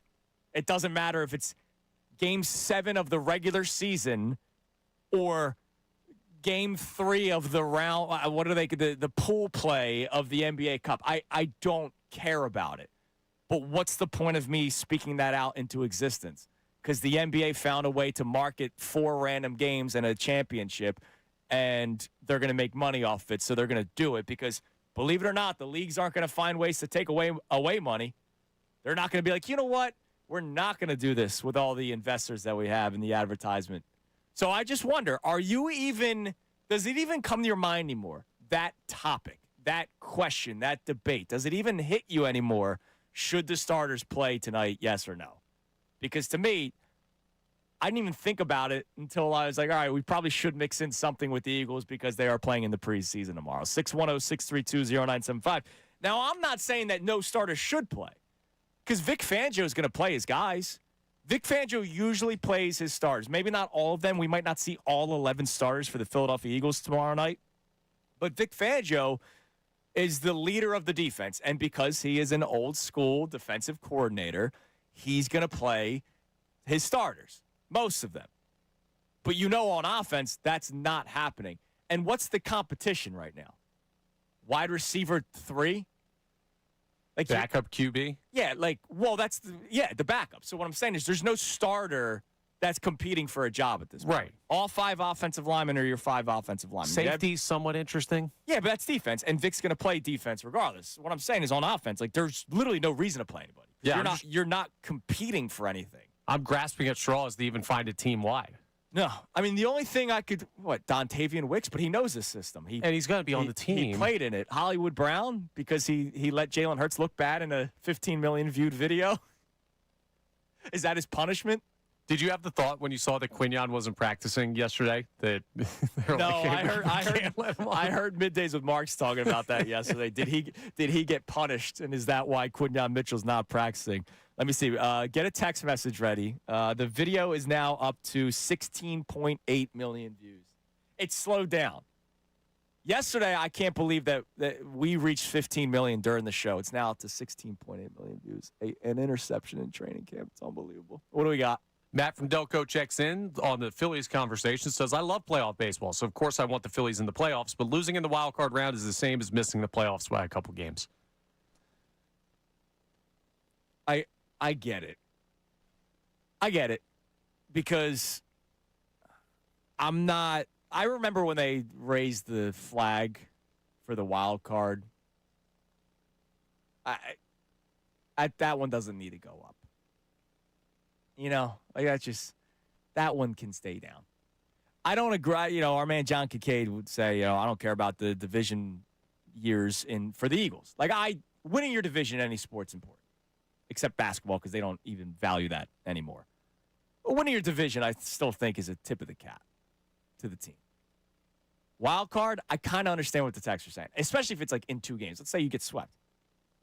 It's a best of 3 series, just like a regular 3-game series in the regular season. It just so happened to be 3 extra games. Yeah, like in 23. Do you think the Marlins were excited about coming up here, getting their teeth kicked in, and then going back? No, they were probably excited that they got in because they're the Marlins. But we, at this stage, we're not excited. We'll be excited that they get. I'll be excited that they get there if they get in. But if they lose in 2 games, it's all right. What was that all about? They lost in 2 games. So that was great. I'm not going to look back 10 years from now at the wild card appearance. I'll look back at the World Series run. I'll think of the pain of the NLCS. The wild card would just be sort of the sign that it ended, if they even make it, which is still a concern. All right, what else we got?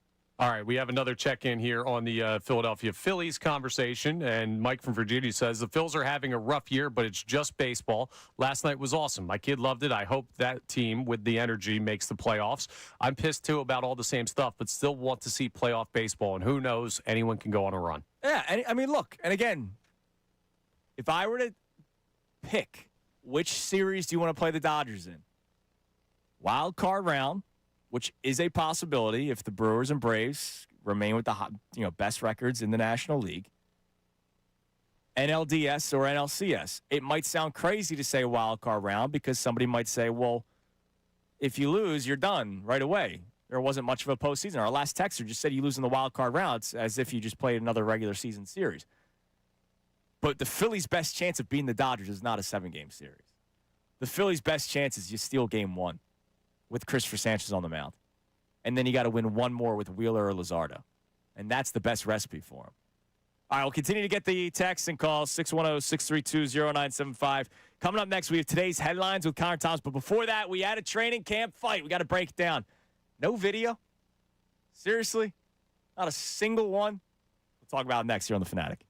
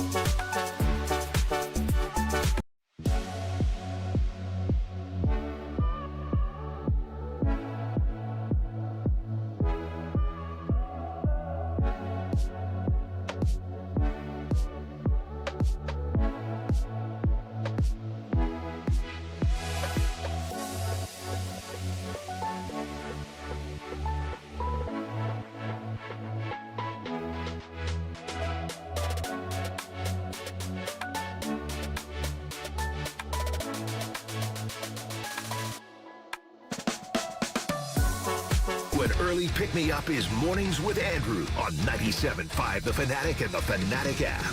It is 7:46 here on Mornings with Andrew, 97.5 The Fanatic. We have today's headlines with Connor Thomas coming up in a few minutes, but we had a training camp scuffle yesterday for the Philadelphia Eagles between Big Fred Johnson, and Moro Ojomo.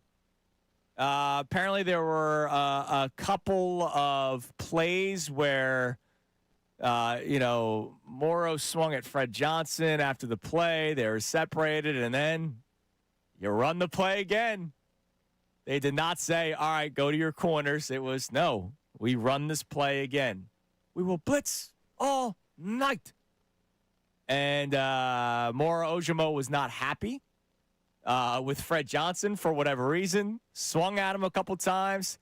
Then they were pushing back and forth. And then Ojomo, man, be careful, diving at the legs of Fred Johnson. Now, again, there's no video. I don't know how. There's 85,000 reporters at these practices. All right? How is there not one video? We have the most random videos that pop up. Oh, we found so-and-so 7 days before this happened. This security camera. We don't have one video? Yeah, that's a big Dom wait by the gate, and hey, you know what's good for you? Keep that phone to yourself. Yeah, maybe. I don't know. Or maybe they were told no phones during this duration of practice because they were working on things like that. That's possibility. I'm not ripping the media. It's just I'm surprised we don't have one video of it. So I don't know why Ojomo dove at the legs, but if I'm Fred Johnson, I am not happy. Yeah, I wouldn't be either. And apparently, according to the reporters that were around and saw it all happening, Fred Johnson took exception specifically, like, yo, dude, like, don't take out my knees. I'm an offensive lineman, man. Like I'm a rotating tackle here, swing tackle. I'm just trying to keep a job, and you're going after my legs. What are you doing? So we got a little scuffle. I like that. They're showing fight. Yeah, it's also when you need to get to the joint practices because you got to hit somebody in a different jersey. Well, and so this is the second scuffle. There was one with Tyler Steen and who else was it? Somebody on the Eagles defense, obviously. Ty Robinson. Oh, yeah. Ty Robinson, Tyler Steen got in a scuffle. Now, yesterday, it was Ojomo and Fred Johnson. They fired up a little bit. What does next week look? Is it next week the joint practice with the New England Patriots? Yeah, end of next week. Getting geared up for that. That's what I'm saying. It's like you don't think there's going to be drama. I'm not saying you. I'm saying royal you. It's a build up to the A.J. Brown joint practice. I love it, man. Can't wait. All right, it's time now for today's headlines with Connor Thomas. Today's headlines with the Connor Thomas. What's up, V? It's brought to us by Lundy Law as always today. It might as well be brought to us by Louisiana State University, but we'll get to that. For over 70 years, Lundy Law has been fighting for injured people. If you need them, remember the name Lundy Law, your injury lawyers. Visit LundyLaw.com. That's LundyLaw.com. So we talked yesterday about the Jaden Daniels situation where LSU can no longer use his name, image, and likeness because they gave number 5 to a sophomore defensive back, actually a pretty darn good player. Good one, yeah. A lot of people were talking about this yesterday, and there were a lot of people shooting shots back at Jaden Daniels. Like, sure. 5 guys tweeting out, we're changing our name to 4 guys so that we don't offend Jaden Daniels. There are a lot of companies jumping in. Did you see what LSU did at practice? I did not see what LSU did at practice. Every single player came out on the field wearing a number 5 jersey. Nah. Oh, yeah. Are you serious? Yep. That's awesome. I mean, well within their rights. That's a great petty move. Yeah, dude. That's not a fake story. I'm sure I did plenty of research to make sure because my first thought was that's fake. No, you can look it up. I love that because, like, it's just, what are you doing, Jaden Daniels? Like, why are you so, and then he puts out a post. It wasn't me. It's my camp. I love. All right. Dude, there are two things that people lean on all the time in sports. Out of context. You took me out of context. And my camp. First off, you said what you said. Nobody's taking you out of context. You said what you said. And then the other one is my camp. who's your camp answering to? Yeah, you think someone just went rogue and was like, "Don't you dare mention his name"? Right? LSU? Like, come on. Like honestly, maybe Jane Daniels' mom would be the one that would do that because she's everywhere. So maybe Mama Daniels was the one that was so upset with LSU. I think it's weak, and I think it's awesome that if that was indeed a true story, because I'm still trying to find it somewhere. If that was indeed a true story, I believe you. Damn, you don't believe me? Then, Come on now. Then it's freaking awesome that they do that. All right, we'll move on to our next LSU focus story. Now, this guy's no longer at Louisiana State University, but he is in the pros of former Tiger from down there. Did you see why Paul Skeens has been all over the media in the past day or so?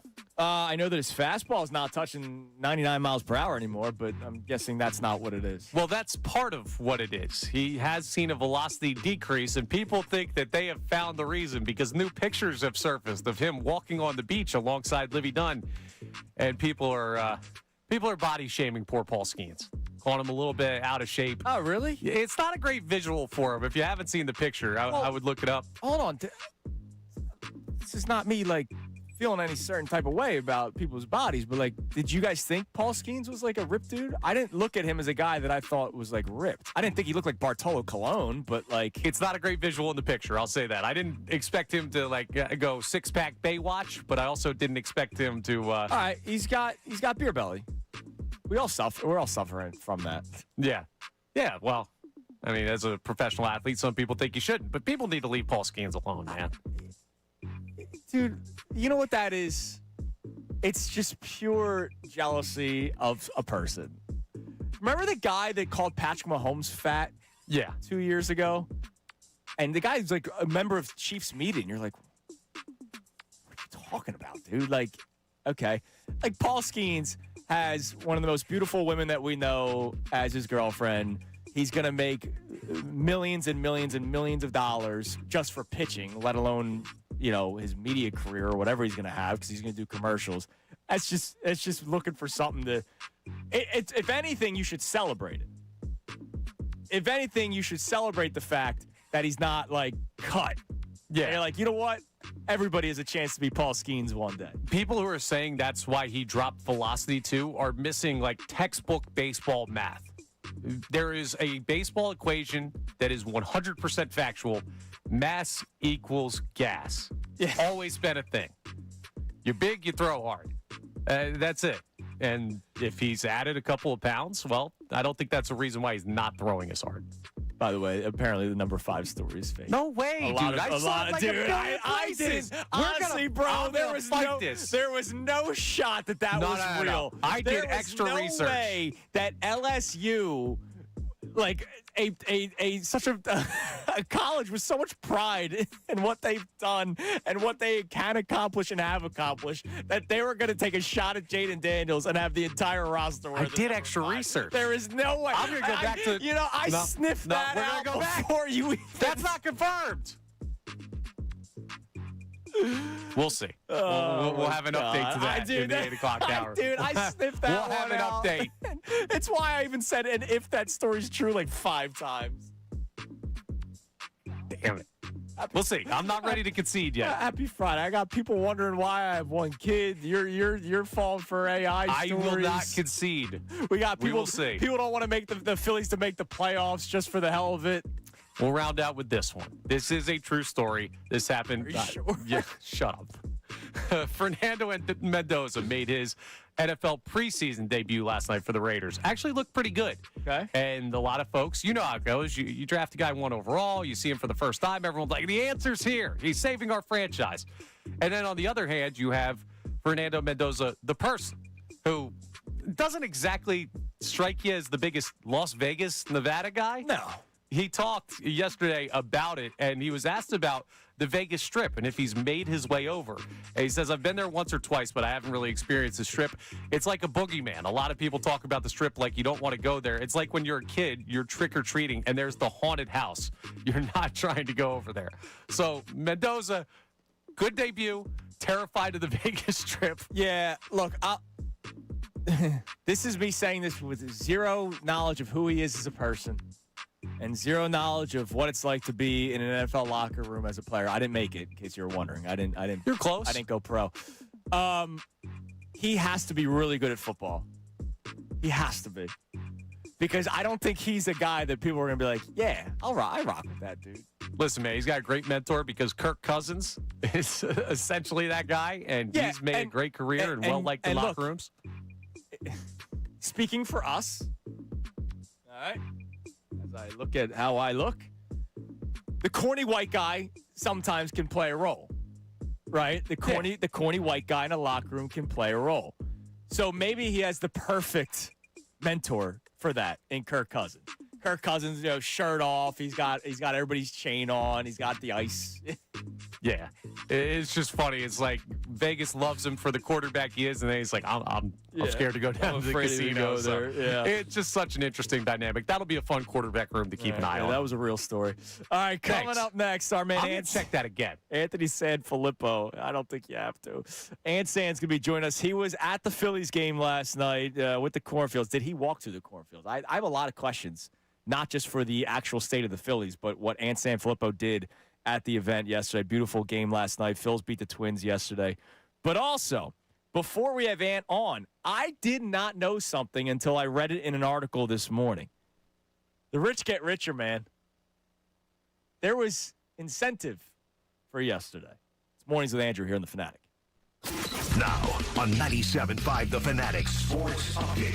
Field of Homers. I'm Connor Thomas, and that's what the Phillies turned the Field of Dreams game into last night in Iowa, taking down the Twins 7-1. Kyle Schwarber went yard twice on his way to a 3 RBI night and MVP honors for the game. Brandon Marsh also had a 2-run home run as he reached base in all 4 of his plate appearances. Aaron Nola struck out 9 over 5 innings of 1-run ball. He seems to have found a little bit of a groove, and Nola talked about the experience after the game. It was a really nice pitch here. It was a beautiful field, beautiful scenery. Fans were great. So it was really cool to check this one off, and definitely will look back at this later on in my career and after I'm done. Phils have the rare Friday off tonight. They will be in Minnesota the next 2 days finishing out that series. The Eagles have a walkthrough today in their final work before their first preseason game. They will take on the Ravens down in Baltimore tomorrow night, 7 p.m. kickoff for that one. The Sixers have their schedule fully released. The rest of the association does as well. No surprise for Philly. They've got 34 national games, the most allowed for a team over the course of a season. The Union will face New York City FC Sunday in their next MLS match. Anthony Sanfilippo joins us coming up next to talk about his experience out of the Field of Dreams game. This update is brought to you by Verizon Business. Verizon Business experts love small businesses, so they come directly to you on your schedule with real expertise tailored to your needs. Make an appointment with a Verizon Business expert. Go to Verizon.com/book today. I'm Connor Thomas for the home of the Sixers, Flyers, and Union, 97.5 The Fanatic and the Fanatic app. Starting Monday, August 7th.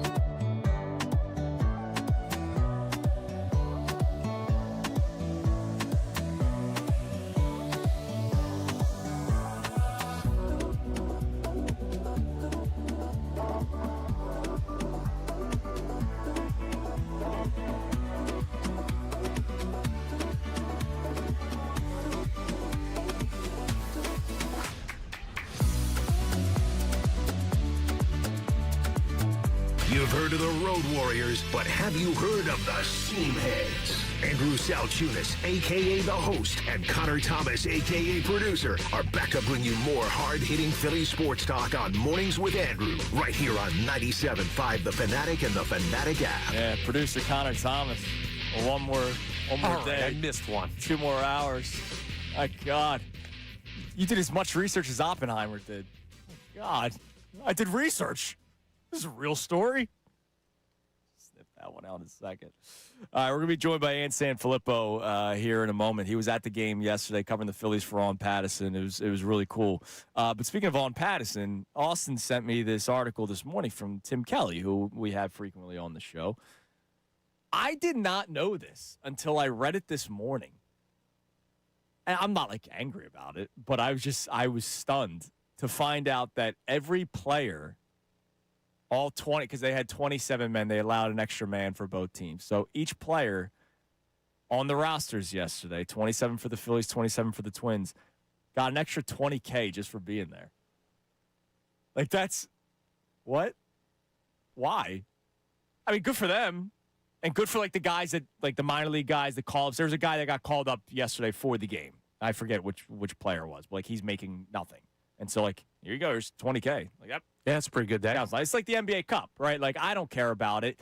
And the top 8 guys on the roster don't care about it. But the 15th guy on the bench that's, on a 2-way contract, if they win, they get whatever the pot is. So, it's great for some guys, but, why did Bryce Harper need $20K to show up yesterday? Yeah, I don't know. I mean, there's probably some logistics of travel or whatever that they're just we're throwing them more money to do this. They already travel. Iowa's a second spot over Minnesota. I don't know. I don't know why they pay these guys the extra. It's just so funny. Thank you so much for being here today. Here's $20,000 for each of you. Yeah, that's the life of a pro athlete, man. Awesome. You should have made it. Man. Yeah, I know. I was close. I just wanted to do radio. That was my decision. All right, joining us now. Is he still in Iowa? Do we know? I believe so. I would imagine he spent the night in the great happening town that is Dyersville, Iowa. Our man Ant Sanfilippo joins us. What's the nightlife in Dyersville, Ant? So before I answer that question, am I getting $20,000 for my appearance on this show today? That's what I'm trying to figure out. Should everybody just get $20K for doing their jobs? Like that? It's so, dude. They could have lost 100-0, and they got $20K. At least the NBA Cup, you have to win it. Right. Thanks for coming. Here's $20K. Yeah, gotta love the union, right? The union negotiates this stuff into the CBA for them, so that when they do these specialty games, they get a little extra in their pocket. Yeah, and everybody gets the same. It's the union. I am still in Iowa. We did stay here, not in Dyersville. There's nowhere to stay in Dyersville. I didn't think so. Dyersville is literally the middle of nowhere. There is nothing around that thing. I mean, we're in Dubuque, which is about 35 minutes away from Dyersville. And I'm sure the nightlife in Dubuque, Iowa, was happening too. The first night we got here, we went to a sports bar, and I put air quotes around the word sports bar because we went in. It was how it was advertised. We went in, and we were thinking, all right, I only got a few TVs. We'll just request a game. We were going to watch the Phillies and the Cardinals. And the bartender said, yeah, we only have one channel that shows sports. Oh, my God. That's awesome. What? Do you remember what it was called? Was it Jumpers? No, I don't. Sportsters? Back Jumpers. Pocket? It was called Jumpers. Jumpers. I gotta take a look at. Oh yeah, dude. And it was in a strip mall. Oh yeah, that's my kind of place right there, man. You got a ping pong table. Oh yeah, dude. next time I'll come out there with you and we'll go to Jumpers Sports Bar and Grill. It's awesome. All right, so before we talk about the game itself and the state of the Phillies, I do want to get some of your reaction to last night. It's such a beautiful showing on TV. I was really contemplating, especially when I saw the ticket prices dropping because of the weather.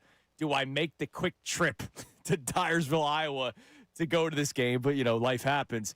What was it like leading up to the game, during the game, and post-game, everything that surrounds this event?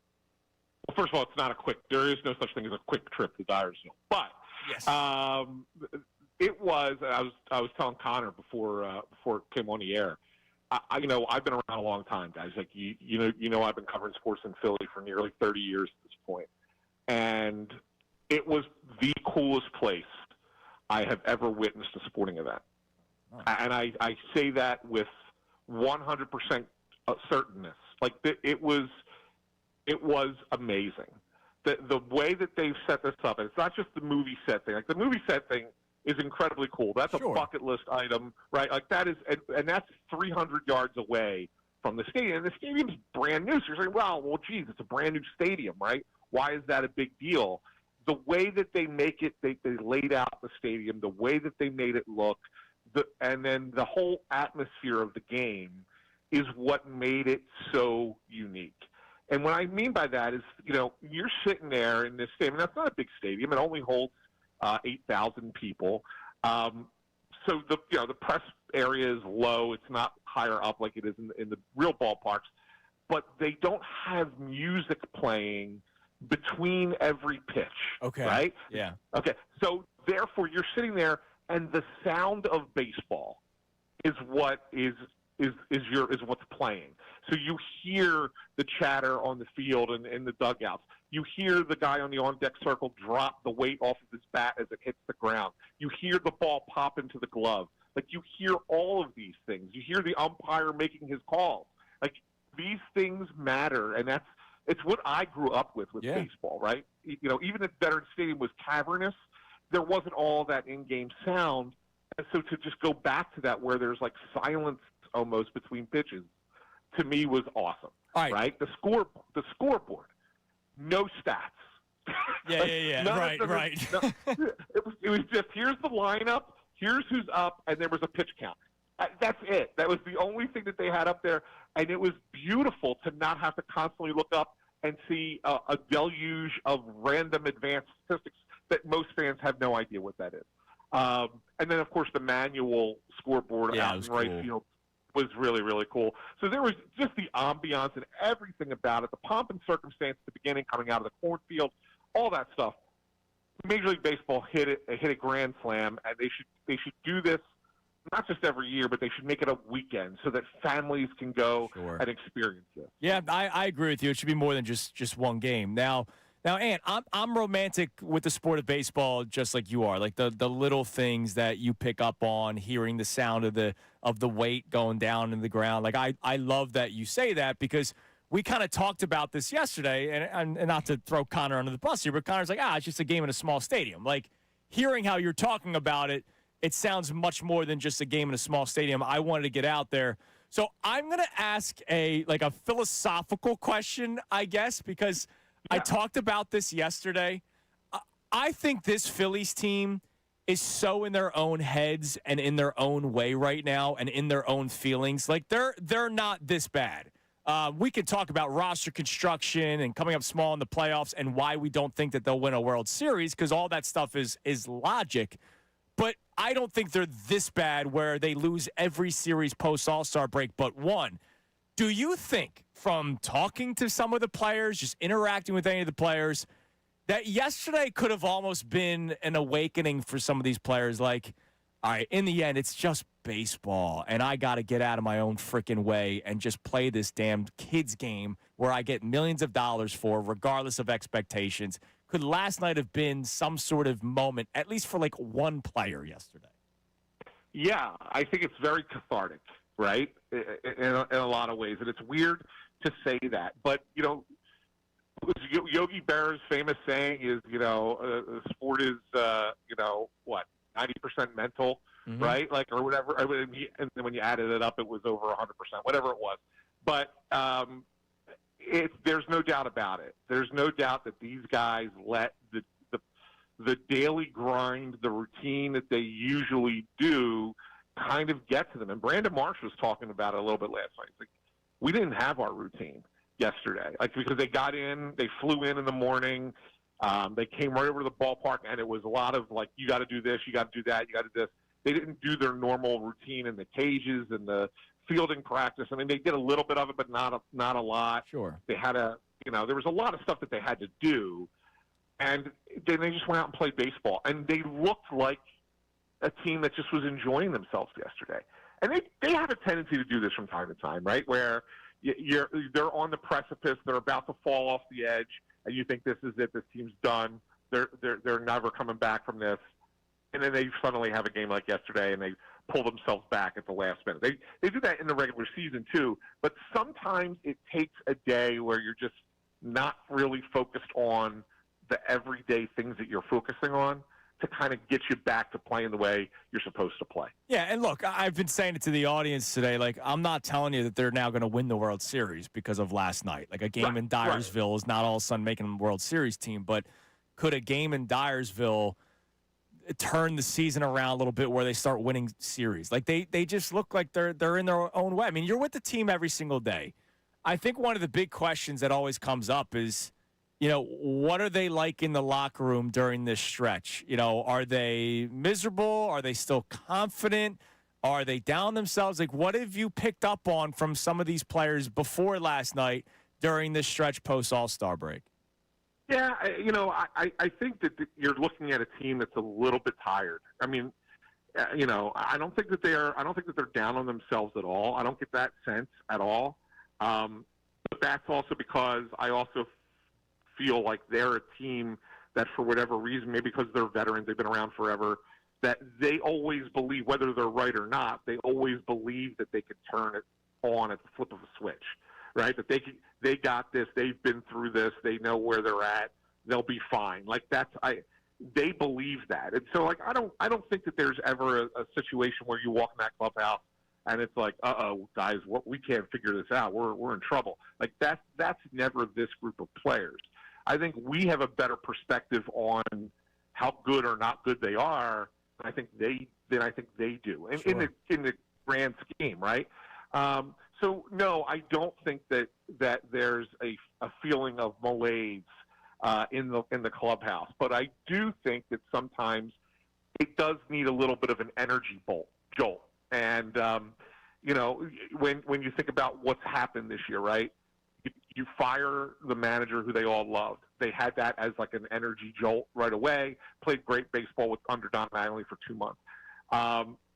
They had a little bit, of a jolt coming out of the trade deadline when you traded for Arise, and he comes in the first few games.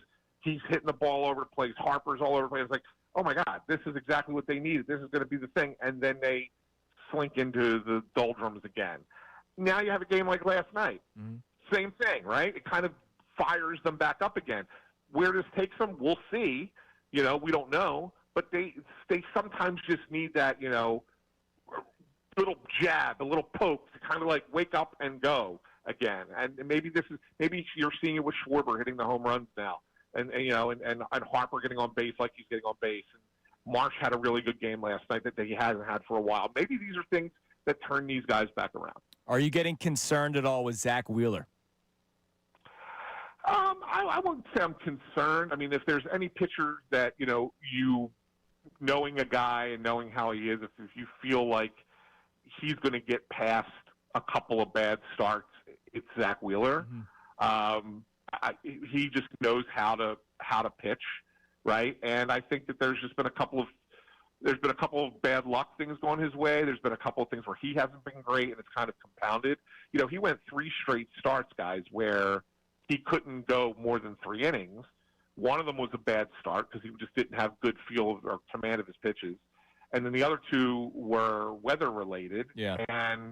And so, like, you don't pitch a lot over the course of 3 weeks. It might take a minute, right, till you get back going the way you want to go. So I'm not seriously worried about Wheeler at all.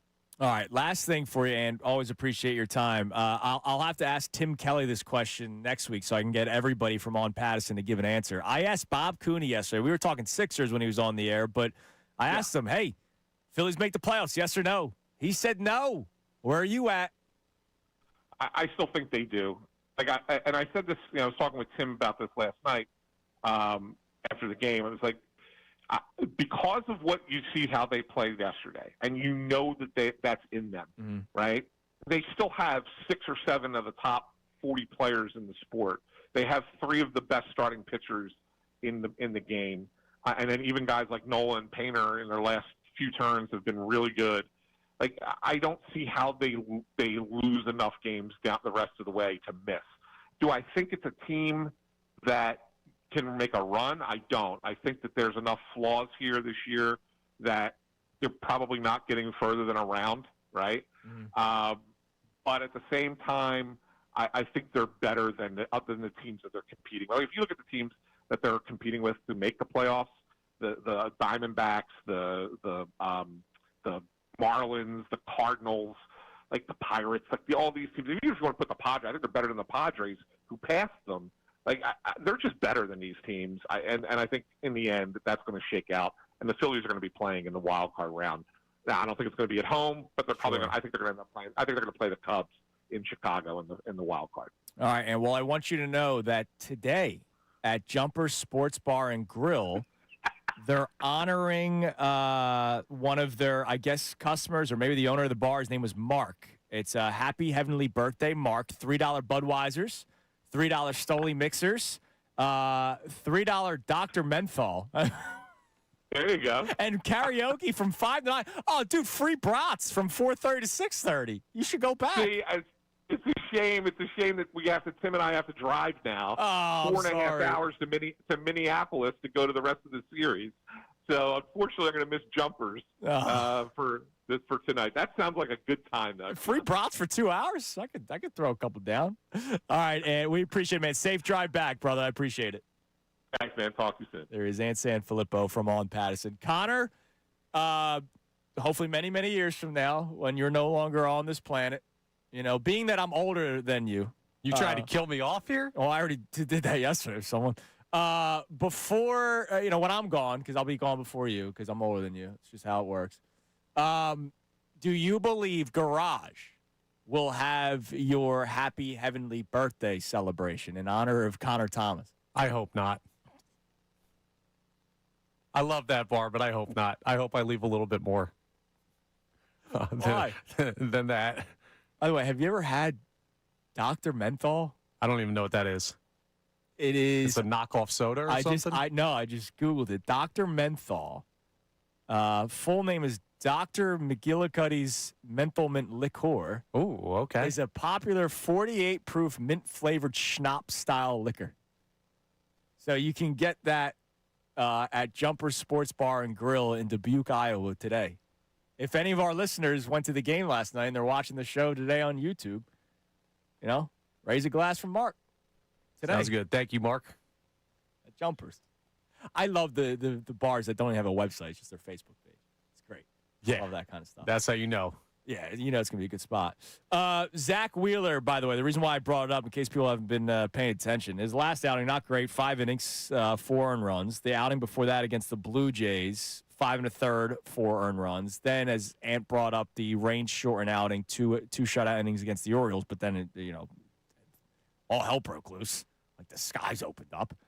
Before that, 3 innings against the Marlins, 5 earned runs. And then he pitched really well against the Dodgers, 7 innings, 2 earned runs. But those are his last 5 starts. They haven't been good. But again, two were weather-related. Even though the one against the Marlins wasn't good. It's not like he was pitching well. I don't know. It's him and Sanchez both greater than a 4 ERA since the All-Star break. Yeah, like that needs to change or this team's not going to win anything. I think it will, but I think that also points to a big reason why they have been struggling. Yeah, absolutely it has been. All right, coming up next. Yesterday, we unfortunately talked for about 2 hours about a 14-second slow-mo training camp video posted by the Philadelphia Eagles where Jalen Hurts threw an interception. What about the real tape, like the actual tape, the stuff that happens in-game? Nick Foles, on his podcast, now partnered with NBC Sports Philadelphia, by the way, is expecting a big year out of Jalen Hurts and the Philadelphia Eagles. He actually says that Jalen Hurts played better than what we make it out to be last year. You'll hear it coming up next. He explains himself. That comes your way next here on 97.5 The Fanatic.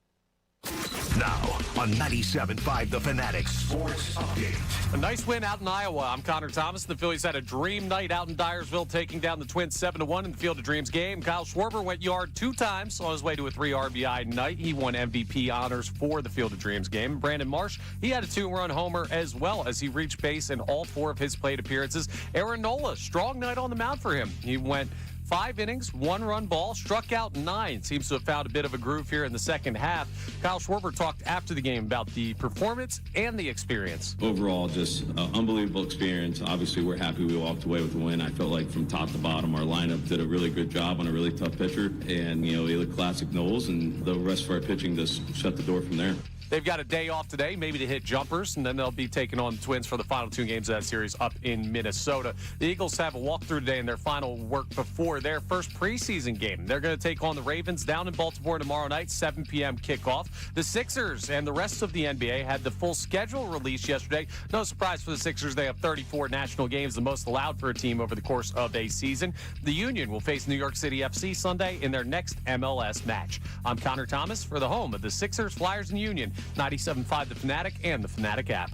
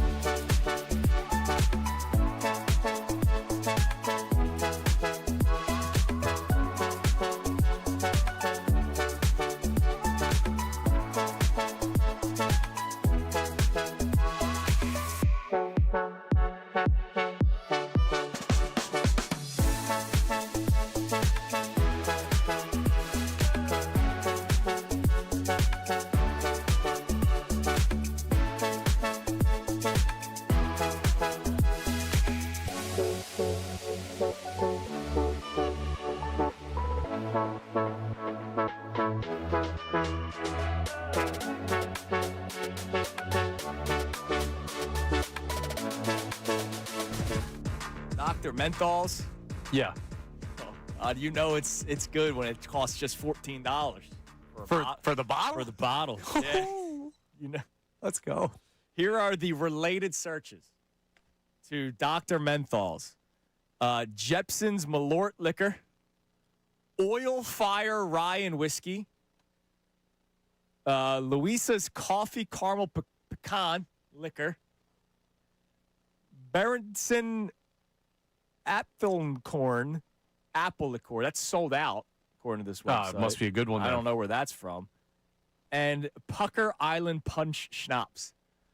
Oh, See, God, I've had dude. the Malort before. That sounds like the worst night ever, any of those. Yeah. The one that I couldn't say is from Germany, by the way. Oh, okay. That makes sense. Yeah, the Malort, if you've ever tried it, big it's Chicago. No, it's horrible. No, I'm good That's on horrible. that. Those all sound absolutely dreadful. Yeah, give me a beer. Yeah, that sounds dreadful.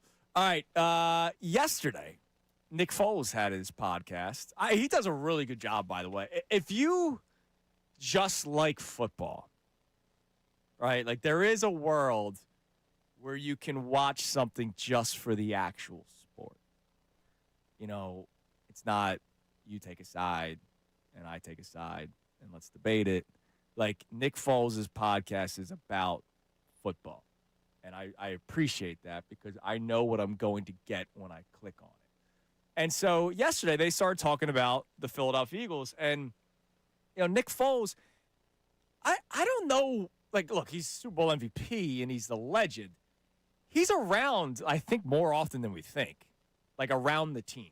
And I don't know if it's just because he knows people and he's like catching up, or if he's just like, I missed the game, I want to be there. I don't know. He's around more often than we realize.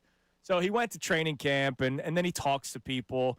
And clearly last year when he was doing his podcast, he was definitely talking to people within the organization, as would like Jason Kelsey, these guys that were here for a while, and there's a lot of guys that are still here.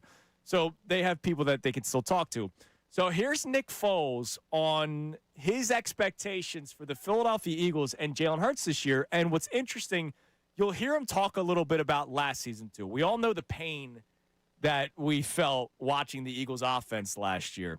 He actually says Jalen Hurts, you can't put it on him. And this goes to everybody that says don't blame Jalen Hurts.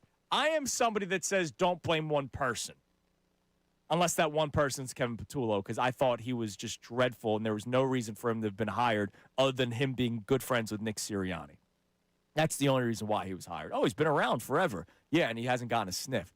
So here Nick Foles talking about his expectations for the Eagles this season, and he ties it into last year as well. I'm a fan of Jalen Hurts and his game and how he conducts it. You know, I've said last year it was a difficult offensive scheme, and what people don't realize when they're looking at it, they'll just say like, oh man, he didn't play good. Hey, now he's like middle tier, all these different things. It's like, no, I actually was impressed because watching the film, there wasn't a lot conceptually to work with. And he was a big reason why they were able to have success, really because of the defense. But as a quarterback, it's very difficult in those situations where you have a poor offense schematically. You tend to force things and bringing turnovers into the game. And then when you turn over the ball, you have a less likely chance to actually win the game. So what I saw from him was at times was like, yeah, he wasn't playing that as great as he had been, but he was protecting the ball because he knew the only way they would win the game as he did so, and he knew his deficiencies. He knew the play calling wasn't great, but he still had to go out there and play quarterback and be the leader, and he did it to the best of his ability with the situation he had to give his team a chance to succeed. Well, this year's different. He's got Sean Mannion. They're going to have an offense where it's not like Jalen and Saquon make a play. They're going to have to do that, but the O-line's going to do it like we've talked about, the stretch run, the play action. It's more controlled, easier to execute, and more dynamic. So that being said, I think they end up around the 12-5, 13-4 mark and have a great season, win the NFC East. I think they're going to have a solid year, and Eagles fans will be really excited about it. All right, so that was Nick Foles on his podcast, and there's a lot to take away from it, right? And it's why after that season ended, you know, after that horrible game against the San Francisco 49ers, you know, I kind of coined the phrase that if you were to do the Philadelphia Eagles video yearbook, what would the title be? And mine would have been The Wasted Season, because you had still one of the best defenses in the National Football League, 10 of 11 starters came back on offense. And the one starter that did not come back was Mekhi Becton. And Tyler Steen had played games, right? It's not like Tyler Steen made his first start ever last year. So the Philadelphia Eagles had everything for them to be successful last year. But they hired a nitwit as the offensive coordinator, Nick Sirianni. And part of the reason why I still feel a certain type of way about Nick, and I don't just look at him glowingly all the time, is because their search lasted like 5 minutes.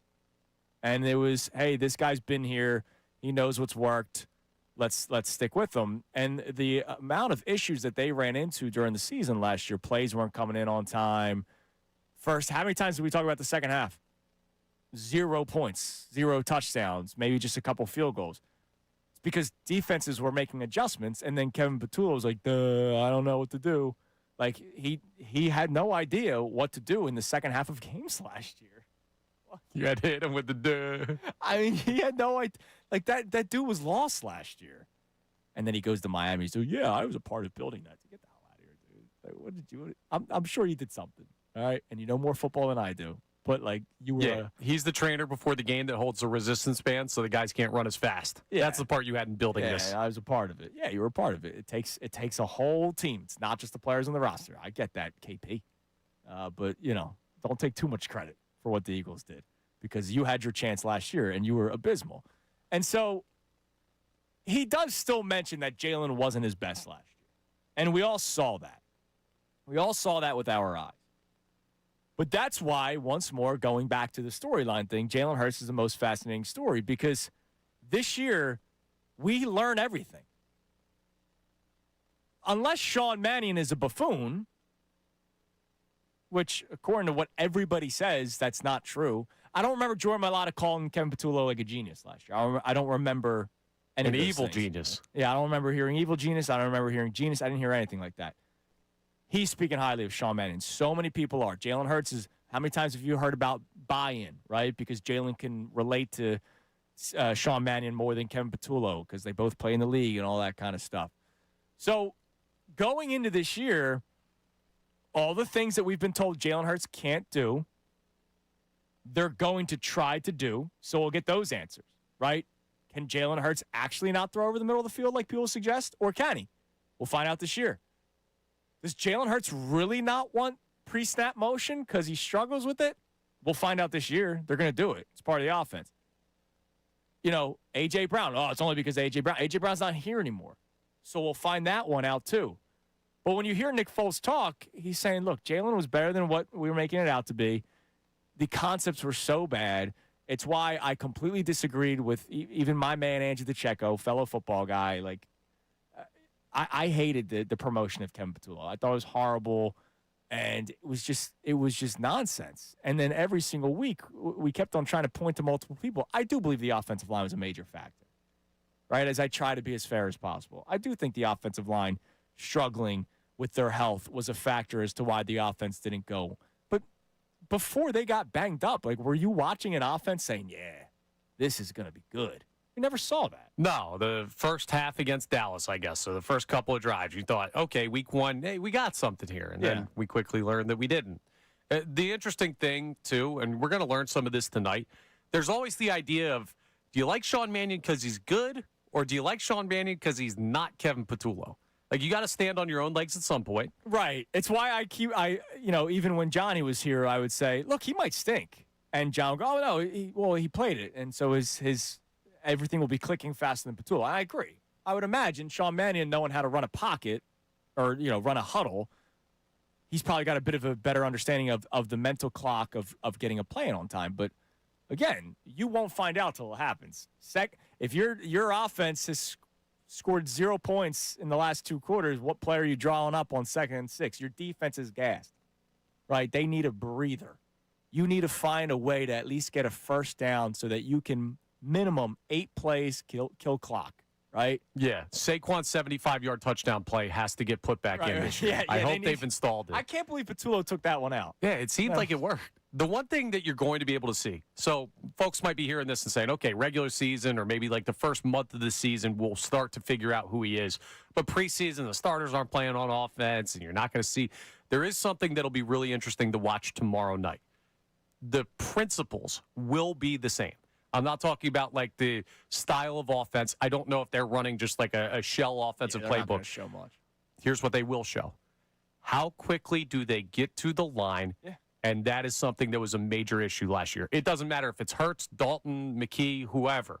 Peyton, you're going to see how Sean Mannion likes them to operate, even outside of the play calls. Yeah. That's something that you can watch for that actually has legitimacy. Yeah, there are things to take away from tomorrow. All right, like and for I don't want to say the casual fan because I think the Eagles are the team in this city that most people are like locked in on. But like the casual, like I love my man DeCecco. He'll talk about, well, there's a nice battle going on for the fourth safety.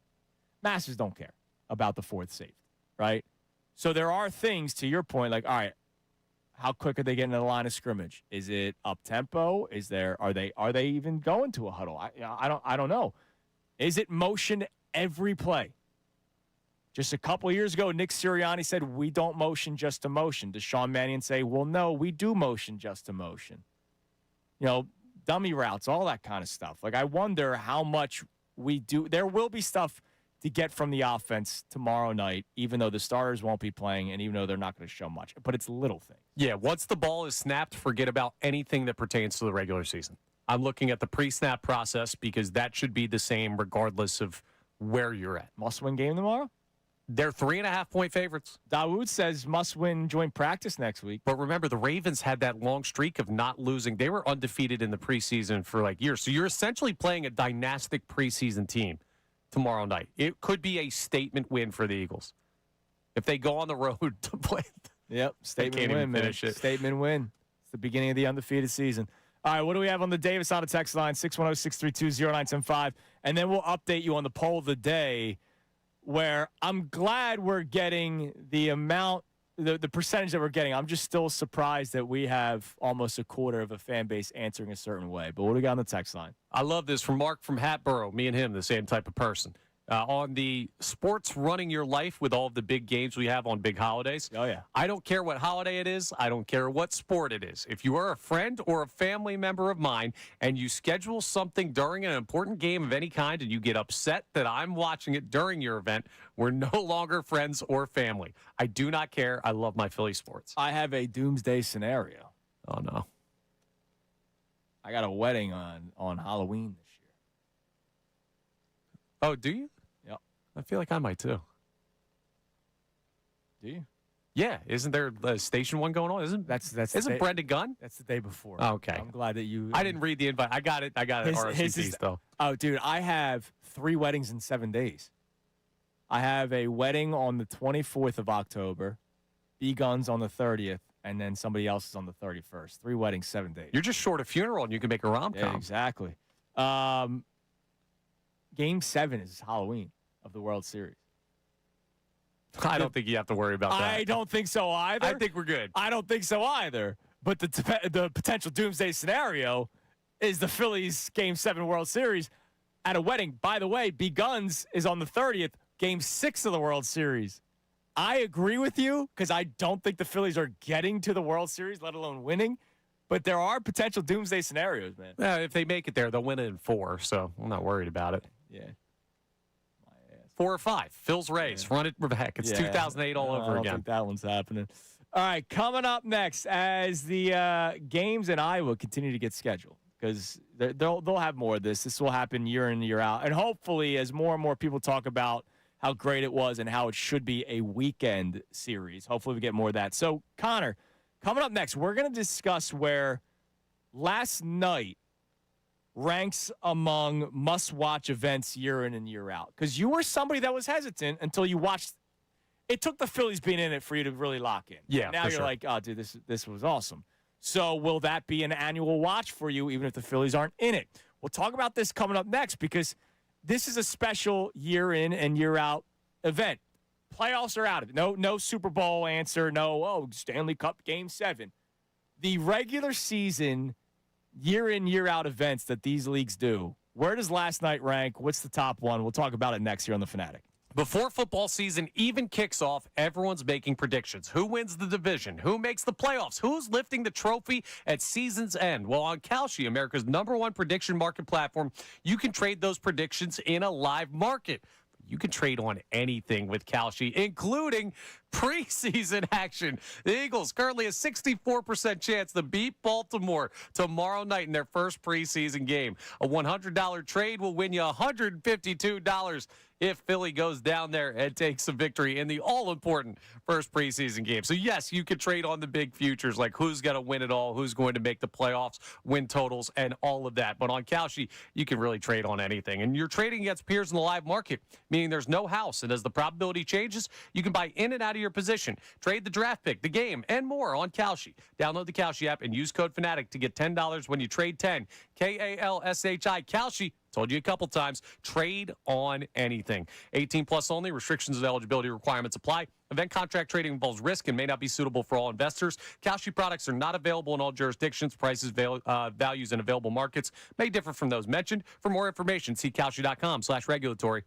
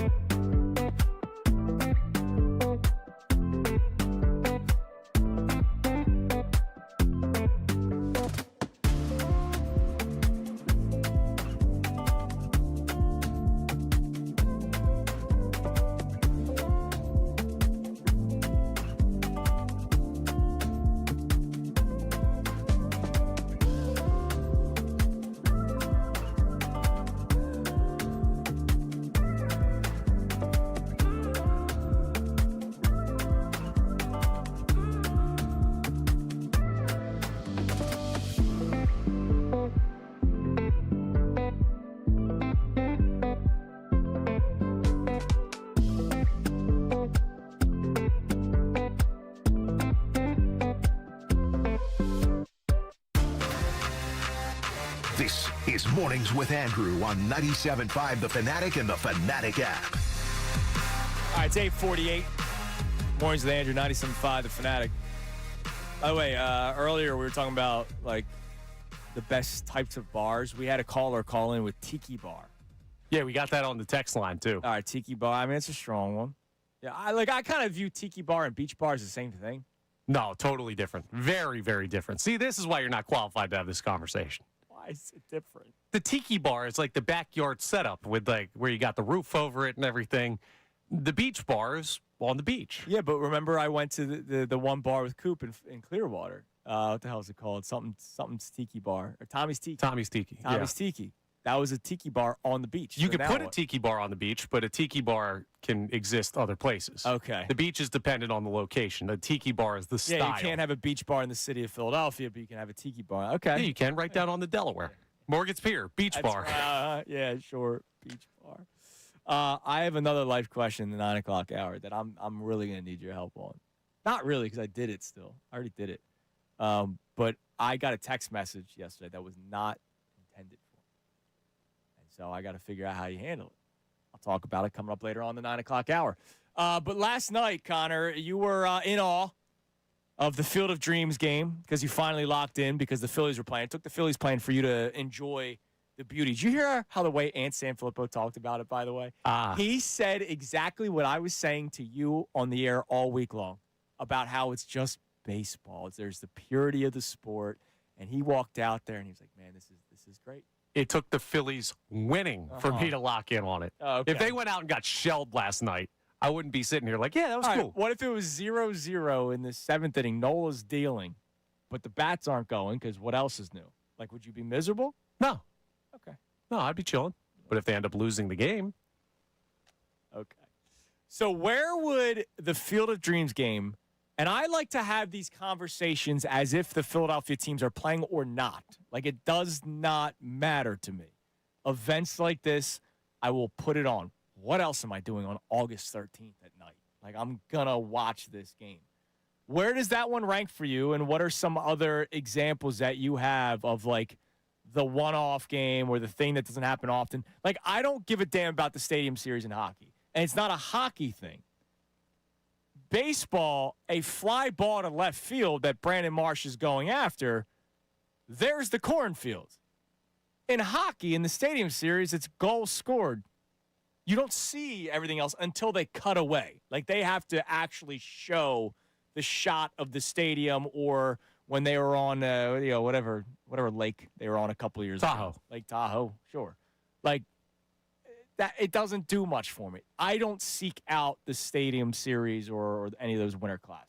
Yeah, they're better than the Speedway Classic when they did that. That's the worst one. That was gross. That makes no sense at all why people even thought that was a good idea. Yeah, but that was a one-off. Have they not done it another time? I don't think so. I think it was the Braves were the only one. Yeah, it was horrible. Braves, Reds. Nobody could see. It was raining. There was no cover. Like, you just got rained on the entire time. But, like, international football games, I'm watching them for football. I'm not watching them, oh, man, they're in Melbourne. Like, I'm excited that the NFL season opens up on a Wednesday this year. I don't care that it's in Melbourne, Australia. Like, that's not why I'm going for it. I'm going for it because it's football, period. Yeah, I feel you. Like, it hasn't happened in a while, but or do they do it annually when they play the college basketball games on the ship? No. That was a one-time thing. That was a one-time thing? It was at Duke UNC? Or was it Michigan State was in it. I'm pretty I sure remember UNC that. was in it too, but whatever. Like, that was cool. Like, so do you have any others that would rival last night? I'm trying to think of the one-offs that they even do because I feel like baseball is the one that does have those weird one-off games. I like the Williamsport game, the Little League World Series Classic. Yeah, that's cool. I like that one better than the Field of Dreams game. Baseball's the one where they do it the most because, again, football. Like, what difference does it make? Like, you're watching for the football. Like basketball, I don't care about the NBA Cup because the court looks different. Like, I don't care. Yeah, that doesn't like really... the Field of Dreams game. I think is the best one. It's, I guess, by default up there. Right? Like, you can't say the Masters because, like, that's a tournament that happens every. It's also the same place every year. Yeah, it's the same place every single year. I mean, the Field of Dreams game will be at the same place every single year. Yeah, which is why it's bottom of the barrel. Yeah. Thank you for coming over to my side. I appreciate you joining me. Nah, it's different. I'll get you some Dr. Menthols Yeah, Dr. to celebrate. Mentos. I thought they were cigs. I thought that's what they first were. I was like, what the hell is that? All right, what else we got on the Davis on the text line? Philly Davis difference. Check them out in Burlington. And then we'll update you on the poll today, brought to us by Dr. Avedon Appel and the team at Iron Mountain Men's Health. Poll's been strong all morning long, even though some of you are rooting for failure. What do we got on the text line? All right, so speaking of that Phillies conversation on what we want to see with the postseason, Sarah from Springfield checks in, says we've seen it happen before. You can catch lightning in a bottle at any moment. Who's to say they don't win the rest of the season consistently and go on the run of a lifetime? We know they want to win more than anything. I don't care what anybody thinks. Let's give them the hope and support they deserve. I don't have to give them hope. They have to give me reason to hope. How's that, Sarah? Can we find common ground there? Like, I don't have to go into these next 39 games just saying, I hope they turn things around. Of course we do. They got to give me reason for it, man. Yeah, this isn't the Little League World Series. No, and this isn't 3 years ago. This is same old, same old. It's just instead of the ugly issues that this Phillies team has showing up in the playoffs, it's been showing up since opening day. The issues of this baseball team has nothing to do with injuries or suspensions. It's inconsistent hitting, inconsistent bullpen, and 2/3 of your rotation is a struggle bus, which when hasn't that been an issue with the Phillies, other than Spencer Turnbull being like a freak a couple of years ago until they benched him or he got hurt or something. Like, if the Phillies don't make the playoffs, it's their own doing. And so I appreciate your passion and your love for the Phillies, Sarah, but they need to give me reason for hope, not just me give it out. I don't like to give it out willy-nilly. All right? What's the poll looking like? Yeah, okay. Hell of a lead in there, as always. Our question today on our Twitter poll is always brought to us by Dr. Avedon Appel of Iron Mountain Men's Health, helping us keep the poll strong. As suggested by one of our listeners, not us, one of our listeners, do you want the Phillies to make the playoffs? 77% are saying yes. Only 23% are saying no. Yes, our texter Steve yesterday. We knew it was coming eventually. He sent the text in yesterday. I don't want them to make the playoffs because I want Dave Dombrowski to get fired. Now, he gave reason. It wasn't, I hate this team. They stink. It wasn't, oh, I'm tired of the pain. It was, if they don't make the playoffs, I could see a man that I don't have trust in getting fired. And that's a legitimate reason. I just won't agree with it. But almost a quarter of our audience is saying, yeah, I don't want them to make the playoffs. That's interesting. 610-632-0975. All right, coming up next. It's the most wonderful time of the year. A new video has dropped, Connor. I can't believe we're still doing this. I don't know whether to laugh or, like, for the first time ever, actually start to feel bad and get sad about it. You guys probably already know what video I'm talking about, but I'll tell you about it coming up next. Also, the life question that I hinted at. I got a text that I was not supposed to receive. We'll talk about how you handle it next here on The Fanatic. Now, on 97.5 The Fanatic Sports Update. Phil's find a win in Iowa. I'm Connor Thomas. The Phillies had a dream night out in Iowa, taking down the Twins 7-1 in the Field of Dreams game. Kyle Schwarber went yard twice on his way to a 3 RBI night and MVP honors. Brandon Marsh had a 2-run homer as well. He reached base in all 4 of his plate appearances. Aaron Nola's strong start on the mound. He struck out 9 over 5 innings of 1-run ball. Everything working for the Phils in this one. Nola talked about it after the game. It was a really nice pitch here. The beautiful field, beautiful scenery. Fans were great. So it was really cool to check this one off, and definitely we'll look back at this later on in my career and after I'm done. The Phils have the day off today as they travel up to Minnesota for the final 2 games against the Twins. The Eagles have a walkthrough today because they got their first preseason action tomorrow. They'll take on the Ravens in Baltimore tomorrow night at 7 p.m. The Sixers have their schedule fully released. The rest of the NBA does as well. No surprise. They've got 34 national games, the most allowed for a team over the course of a season. And the Union will face New York City FC Sunday in their next MLS match. This update is brought to you by Taco Bell. Experience the new $3 Pepper Jack Steak Burrito and decadent melty or crispy fresca. Limited time at participating stores while supplies last. Prices vary. Tax extra. I'm Connor Thomas for the home of the Sixers, Flyers, and Union. 97.5 The Fanatic and the Fanatic app.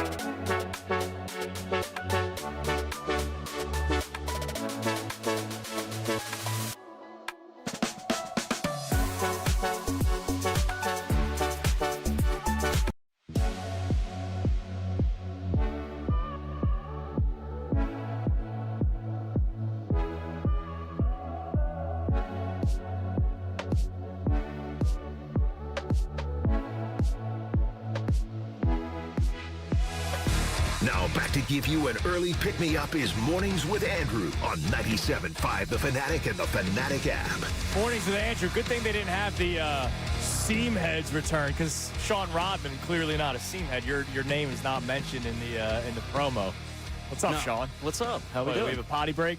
Something like that, yeah. All right, Connor Thomas will be back eventually. It's the 9 o'clock hour on this Friday. I hope everybody has a great weekend coming up. Middays with Marks coming your way at 10 o'clock. Johnny Marks, Sean Brace, Ray Dunn. And then don't forget, next week is the start of the new lineup. So me and Johnny Marks and Salciunas begins next Monday, 6 a.m. And then Brace and Dunn, Ray Dunn, Sean Brace, will be our new midday show. Connor will be producing that show. That's at 10 o'clock. So starting Monday with the new morning show, we're going to have like a rotation of producers. Sean, are you the first 2 days? You Monday and Tuesday? Yep, first 2 days for me, Monday, Tuesday. Austin, we got Austin a couple. What? And then I believe I'm back Friday, and then you're we'll back Friday? swap the following week. Yeah, we're mix and match. You know, it's like the Hunger Games. You know, whoever's still staying, it's a fight to the death. Oh, that's what we're doing now? Oh, we haven't told you that? No, that's new information. Oh, I'm sorry. Yeah, I'm sorry. Hopefully Austin's not listening back there. I can get a head start. All right. So far, here's what we talked about. We're going to get into another video that dropped, and we'll talk about some life questions regarding text messages that weren't intended for you. But what we've talked about this morning, last night was a beautiful night at the Field of Dreams game. Phillies get the win yesterday, 7-1. And I don't necessarily even want to talk about the game itself. I just wanted to talk about it from a romantic standpoint. It also helps that the Phillies won. And Kyle Schwarber hit 2 home runs, and Aaron Nola pitched really well. Got out of that big jam in the 5th inning. Bases loaded. A grand slam would have tied the game at 5. Then they get the shutdown inning in the 6th inning by Brooks Raley, which you need him to step up, especially with Caleb Killian being down. Like, Brooks Raley was one of your 2 bullpen additions at the trade deadline. He had a good 6th inning, and then the Phillies tack on 2 more in the 7th, and then they win 7-1. You used all your horses out of the pen yesterday, Bolin, Kerkering, Duran, because you're off today, so gave him the chance to get some work, and it was good. And it was a special night yesterday. But during this entire wonderful night last night that was the Phillies game, all I could think about was a text that we received during the show yesterday on the Davis Honda text line from Steve. Steve texted in something I predicted that we would hear earlier in the week, that somebody would say, we don't want the Phillies to make the playoffs because of XYZ. And Steve's reasoning was to fire Dave Dombrowski, because I've said if they don't make the playoffs, there's no way John Middleton can keep that guy around. And so Steve is kind of rooting for them to not make the playoffs so that Dave Dombrowski doesn't return. As much as I would love to see the Dave Dombrowski era come to an end, I'm still not saying I want them to miss the playoffs. I want them in, and then I'll deal with the pain whenever that pain comes. So I'm curious, what would you do, or what are you voting for? 610-632-0975. And the other thing that we've talked about a lot today, with the Sixers schedule being released yesterday, you know that they're going to be on national television a lot. You know that already Christmas Eve and Christmas Day is overtaken by Philadelphia sports. The Eagles are playing Christmas Eve. The Sixers are playing Christmas Day. We know that Thanksgiving the Eagles are playing. The Sixers are actually in front and behind the Eagles around Thanksgiving. The Wednesday before Thanksgiving, where a lot of people like to go out, Sixers game. Black Friday, Sixers game. So the Sixers and Eagles and Flyers, because we have expectations for them this year, they will be necessary to watch, like night in and night out. How much are you going to allow them to run your life? 610-632-0975. Hit me with a couple of texts on the Davis Honda text line, and then we'll talk about a video that dropped, and then we'll, speaking of text messages, talk about what I got yesterday. All right, Kareem from Norristown checks in, says, I blend Philly sports all day, but I don't want the Phillies to make the playoffs. The faster we get this crap over with, the faster they can make changes. Dave Dombrowski is the Daryl Morey of baseball. Yeah, there's been a lot of correlation between those two. And it's hard not to ignore it. Here are 2 big names that were brought in that were supposed to get you to the promised land.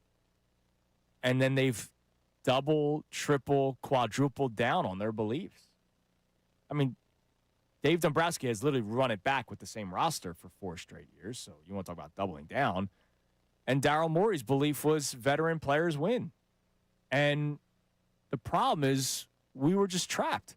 That's the hardest part about being a sports fan, regardless of the market that you're in. You're just trapped, man. Like, we can let our voices be heard. We can voice our frustration. But if the boss likes a person, they keep them around. That's life, brother. It's not just sports. No, it's not. And when I have Bob Nightingale coming on the show saying if Dave Dombrowski, if they want to give him a lifetime contract, they will. And that disgusts me because in America, I think about the people that are fighting every single day to move up in the ranks. And then there's guys like Dave Dombrowski who did fight, did accomplish. I'm not saying he's not a successful Hall of Famer. He's going to be in the Hall of Fame. But there's no reason, if this continues to go this way, for him to still have a job. And by the looks of it, he still might. And so that's why I don't blame Steve for sending in that text. Like, I'm going to root for them to miss the playoffs because that might be what it takes to make changes here. All right, another Ben Simmons video is dropped, Connor. We lost. It sucks. I am who I am. It is what it is. So Ben Simmons is in the gym. 2 days ago, the video dropped of him taking a jump shot, which is just amazing. Is he still left-handed? Still left-handed. It's just amazing that he's still doing it. And then yesterday, it was like a highlight reel. It wasn't some guy snuck into the gym and had them going up and down the court a couple of times. It was like edited. Yeah, not quite Furkan Korkmaz light the rim on fire thing, but No, but definitely edited.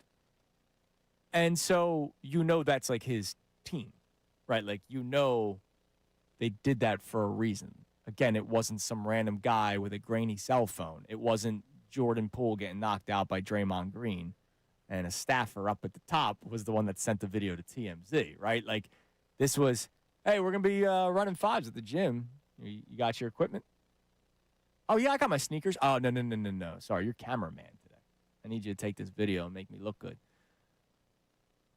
I don't know if I even can laugh anymore. Like, I'm starting to actually feel bad. Dude. I can still laugh. Like, I'm starting to feel bad. Because why are you still doing this? It's become a national joke that year in and year out, tis the season. Like, I mean, it's Ben Simmons' workout video. It's been a national joke for years now. This isn't new. Like, yeah, but like this guy started fishing. Remember, he didn't officially retire from the sport of basketball. He was just taking a break. He was just taking a break from constantly failing his return. He was just taking a break, and now we got videos again. In hopes for what? That he gets signed? I know there's been talks that he'll take a vet minimum deal at this point. Are you sure about that? Like, that guy, unless pride is kicked in, right, and ambition is kicked in, Ben Simmons was always the guy that liked what basketball brought more than the sport itself. He loved the fame. He loved the fortune. He loved Kendall Jenner. Like, can't blame him. Yeah. Like, he loved everything that came with being Ben Simmons, the basketball player. But I don't know how much he loved being Ben Simmons, the basketball player. And so my man is retiring not retiring, taking a break, and he's fishing. And by the way, if anybody pays attention to that fishing stuff, I don't, but there's a lot of money in it. Like, if you're one of those guys, like, because of advertising, there's some of these guys make a ton of money. You know, if you're making vet minimum or a ton of money, like being on a boat and fishing, do you think he's really thinking that hard about basketball? Unless something clicked. Unless he's got pride and he's saying, man, I can't let that be my legacy. Why are you still doing this, dude? He must believe he's still got a shot to be on a team, and I don't know. I don't understand. I'm well over, like, years and years worth of over trying to figure out what's in that guy's head. Yeah, I mean, I don't know what's going on there. And look, we'll see. Like, if he's serious about taking a vet minimum, I bet you there's a team that would take him. Vet minimum? We'll see how serious that is. It won't be the Sixers. It better No, not it's be not. the Sixers. I don't think it will be either. Some fans are. I've seen tweets. I know. People like, oh, Sixers sign him. I know. And look, it sounds like a nice story. No, it doesn't. If it came together, it sounds like a nice story, but it's not going to come together. In what world does it even sound like a nice story? Well, you know, he and Joe embrace, and they end it how it started. Joe posted this "Stop by my biggest hater's funeral" meme when he got traded. He's not coming back. Like, it's not happening. And I'm not rooting for it. I'm not asking for it. It would be interesting, but I don't want it. It's just sad, dude. Like, I don't even laugh at the guy anymore. Like, I'm actually, believe it or not, because I despise that individual, I'm starting to feel bad for him.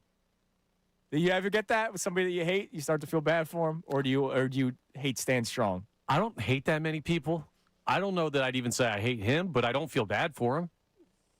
Like, it's not like he had a terrible injury that cost him his career, and now he's trying to make a comeback, but because he didn't play well here, people still hate him. Like, no. He basically forced his way out by being insolent, made some fake story up to try and recoup the money, didn't want to play for the next team, didn't want to play for the team after that. Yeah. No. No, but it's sad. I can't move off of it. Like, I'm starting to be like, oh, man, really? You're still doing this. Would you give the pity contract to Ben Simmons, 610? No, I would not. I absolutely would not. All right. So I have a life question that I would like for people to chime in on. YouTube, shout out you guys. They're all fighting each other. So, like, maybe this could be the moment that, like, brings you guys together. Like, let's settle down. It's Friday morning. All right. Just enjoy life. God, smoke some weed. I got a text message yesterday. I won't say who, and I won't really give too much context in it because I don't want anybody getting upset here. All right. But I got a text message that was not intended for me. But this person and I were going back and forth texting about something. So clearly he saw another text but was just typing in the wrong box, right? And he sends it to me. And I value this person as an individual and work and all this kind of stuff. And I'm like, all right, like, I don't think he meant to send this to me. But I can't really tell. So what do? There's the response, or some polite way of doing that. There's the no response because I got the feeling this is not intended for me, so why would I respond to it? Or do you try to, like, play off of it? What would you do? I'd be like, was that meant for me? I would just ask the question. Okay. Yeah, So that's what you would do. Words with stuff like that. I played off of it. And I made, like, a witty comment about it. And then the individual responded saying, sorry, that was not meant for you. And I'm like, yeah, it's all good. Okay. It's all good. Like, yeah, sounds like you played it fine then. yeah. But, like, I don't know. What's your – so you would say, was that meant for me? Yeah. You mean to send that to me? Yeah. Question I mark? wonder how many people just wouldn't answer. Because I almost just didn't answer. Well, you don't answer half your text messages Yes, anyway. that's very – and you know what? Good for me.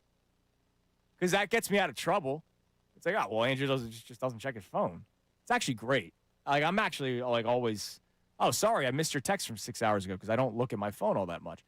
But, like, I don't know. So I want to know from our YouTube chat and immediately on the text line, David's on a text line, what do? So you ask if it's intended. I play off of it. And then there's also the option of no answer. And in this day and age, I feel like the non-answer might be the number one for people. Because people hate talking to each other nowadays. Right? I'm the rare breed that would rather call than text. I think in the 2.5 years of us working together, unless it's the group text with the show, I've probably called you individually more than texted you individually. Yeah, I'd say so. Because that's what I do. I'm the annoying guy that would rather call and text, even if it's a 3-minute conversation.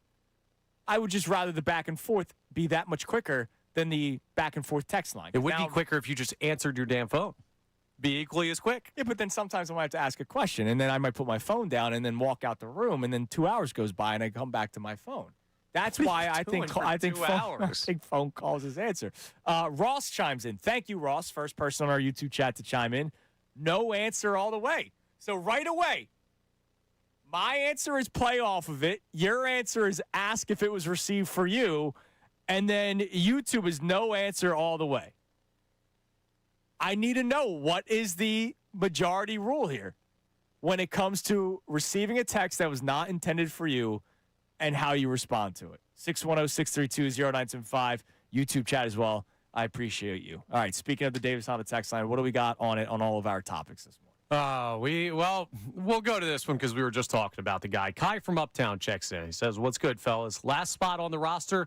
Big Ben would be a hell of a redemption story if he plays good. Sixers can handle the backlash. Be cool." Are you sure the Sixers can handle the backlash? LeBron might be. Jaylen Brown might be. Let's not act like just because LeBron and Jaylen Brown here, everything, all the other issues that have plagued the organization are just gone now. You feel better, but I don't know if we'd just be able to overcome the drama. And, oh, by the way, we're talking about the redemption story.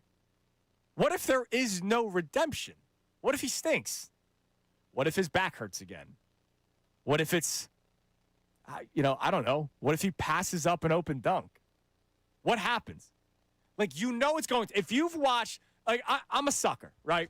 When Carson Wentz ever plays football, I watch it because I want to see, does he still have what I saw in him now 9 years ago, right? 10 years ago, his rookie season. Same with Ben. Anytime Ben Simmons is actually on an NBA court, I seek it out to see, all right, I know what I saw with these eyes, all right? These eyes showed a guy that had elite ability in a lot of areas of the basketball court except for shooting, right? Elite passer, elite defender, elite athleticism. I know what my eyes saw. There was debates for years about whether or not he needed to shoot, and that's fine. But I know what I saw with my eyes with everything else. Carson Wentz didn't suck in 2017. I know what I saw with my eyes. So I still find ways to watch those guys whenever they're on the court. Ben Simmons, in his last games with the Clippers, was still passing up open shots. Like, there's a video of him with the Los Angeles Clippers driving the lane and having a smaller guard in front of him, just like I still remember the Miami Heat game, Kendrick Nunn. It was 6'10" Ben Simmons driving on 6' Kendrick Nunn, and he kicked it out to Al Horford for a clank three in transition as time expired. Oh, no, that was the right play. No, it wasn't. I saw a clip with Ben Simmons with the Clippers kicking it out. Same thing. And not the good kick out. Like, no, I'm afraid to take the shot. We're saying it would be a great redemption story. What makes you think it's going to all of a sudden change? Yeah, it's not. He's going to be the same guy. He's going to be a worse version of the same guy because he's older. He doesn't move quite as well at this point, and he's been spending half his time on a boat. It's kind of wild that Carson Wentz and Ben Simmons were both drafted 1 overall in the same year, too. Oh, Nolan Patrick, 2nd overall. Yeah, and how that all played out. Didn't go well with that guy either. It's unbelievable, man. Did I ever tell you the fish thing with those two? I got 2 goldfish. I named them Carfin Wentz and Ben Swimmins. They were both dead within like a week. Yeah, just like their careers. Yeah, I should have known then. We had the signs. Yeah, you set them up for failure, dude. That's your fault. Great names, though. All right, couple of responses on YouTube right away. Neil chimes in. If it's a close friend, I'm saying something witty back. So I will let you know for context. It's not a close friend. It's a mutual respect kind of. It's a through work thing. Not here at the Fanatic. It's a through work thing. So he says, if it's not a close friend, I may ask if it was meant for me. So that's what you and Neil are on the same page there. Everybody else is saying I would answer. Oh, here you go. Mick C checks in. I would answer and say straight up, did you mean to send this to me? Yeah, that's the easiest way to do it. All right. You know what this is? There's a principle in life. I have this conversation all the time about people forgetting somebody's name. And self-consciously, you're very nervous to be like, oh, by the way, I'm sorry, I forgot your name. What was it again? But if somebody ever asked you that, you would never think twice. It's just like this whole idea that we can't ask questions of people. No, you send me something and I don't know if it was meant for me. Was it meant for me? Yeah. Very simple. I got you. They're not going to get mad at me over that. No, I know. I think it's but then again, like we were in mid-text, so like I don't know. Maybe it was meant for me. That's why you asked the question. Sounds like you need an answer, and if there was only a question to ask. See, I played off of it. And then I got the sorry that was not meant to be sent to you. It's like, all right, it's all good. I'm fine with it. All right. What he said was, I hate this Andrew Salciunas guy, and he won't stop texting me. And then he sent it to me on accident. Love that. Damn. Wait, seriously? No. Oh, that'd be funny. No. I know people that have gotten texts that weren't intended for them and it was about them. I know that's happened. All right, coming up next. I was not involved. Coming up next, we'll continue to check the text. I want some reaction on that. How do you handle the text message not intended for you? And then tomorrow night, preseason game number 1 for the Eagles. How in are you? We'll discuss that next year on The Fanatic. Now on 97.5 The Fanatic Sports Update. The Phils bounce back. I'm Connor Thomas, and the Phillies had a nice bounce-back win after losing their previous series. They won in the Field of Dreams game in Iowa last night, taking down the Twins 7-1. Kyle Schwarber, 2 home runs. He's starting to really heat up. A 3 RBI night for him, and he won the game's MVP honors. Brandon Marsh had a 2-run homer. He reached base in all 4 of his plate appearances. And Aaron Nola struck out 9 over 5 innings of 1-run ball. Don't look now. He's finding a groove. Schwarber talked after the game about the win and the experience. Overall, just unbelievable experience. Obviously, we're happy we walked away with the win. I felt like from top to bottom, our lineup did a really good job on a really tough pitcher. And, you know, he looked classic Knowles, and the rest of our pitching just shut the door from there. Phils have the day off today as they travel up to Minnesota for the final 2 games of that series with the Twins. The Eagles have a walkthrough today. It's their final work to get in before their first preseason game. They're taking on the Ravens in Baltimore tomorrow night at 7 p.m. The Sixers and the rest of the NBA as well had their schedule fully released yesterday. It shouldn't be surprising that the Sixers are in 34 national games this year. That's the most allowed for a team over the course of a season, so they've maxed out there.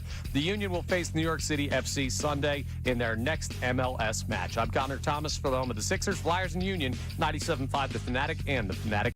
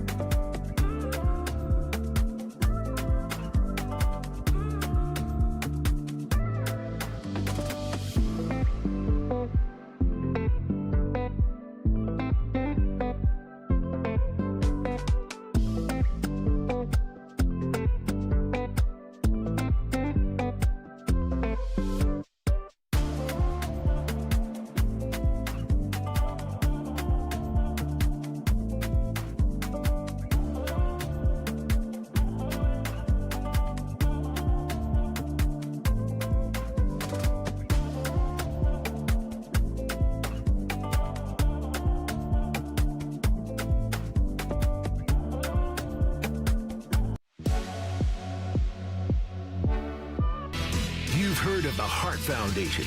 You've heard of D-Generation X. You've heard of the Road Warriors, but have you heard of the Seamheads? Andrew Salciunas, a.k.a. the host, and Connor Thomas, a.k.a. producer, are back to bring you more hard-hitting Philly sports talk on Mornings with Andrew, right here on 97.5 The Fanatic and the Fanatic app. This hour is brought to you by The Bags. Get yours today at Home Depot and Lowe's. For details, go to Baxter.com. Do you go? I intentionally did not tell you because I wanted to do that one last time. Yeah, because no, it's fair. It's fair. You also know that you're about to get made fun of again, which is probably why too. Because now you took the target off your back for a second. What did I do? What am I about to get made fun of for? So during the commercial break, Connor tells me what is it an interesting little nugget from last night. Yeah, Derek Hill was the first Iowa-born player to play in Iowa. And I said, that's awesome, if it's real. Because earlier today, during today's headlines, you told the story of the entire LSU football roster. How many guys are on a college roster? I don't know, man. Like 170? I can't trust football craze. It's like 170 people showed up all wearing the number 5. It was a big F-U to Jaden Daniels. I said, I don't think that's real, man. I didn't even look it up. It was just, it didn't feel real. And you tell the story. And then Ray Dunn with a great line. Say, Brayson Dunn, this is your new partner, man, by the way. Ray Dunn, already taking shots at you. Ray drops the someday maybe we'll all be wearing number 5, which is the line from, 42. Pee Wee Reese said that about Jackie Robinson. Maybe one day we'll all wear the number 42. And we know that they do that on Jackie Robinson Day. It was a good line by Ray. I called him Ray Dunn, like Pee Wee Reese. You better be careful. I'm about to control his microphone. That's going to be nice, man. Starting 10 o'clock next Monday. Looking forward to it. It's wonderful. It's a good line by We've Ray. already got beef. The show hasn't even started. Yeah. Let's go. No, it's great. I'm looking forward to this. No, it's going to be fun. Are you sure it's a real story? Yes.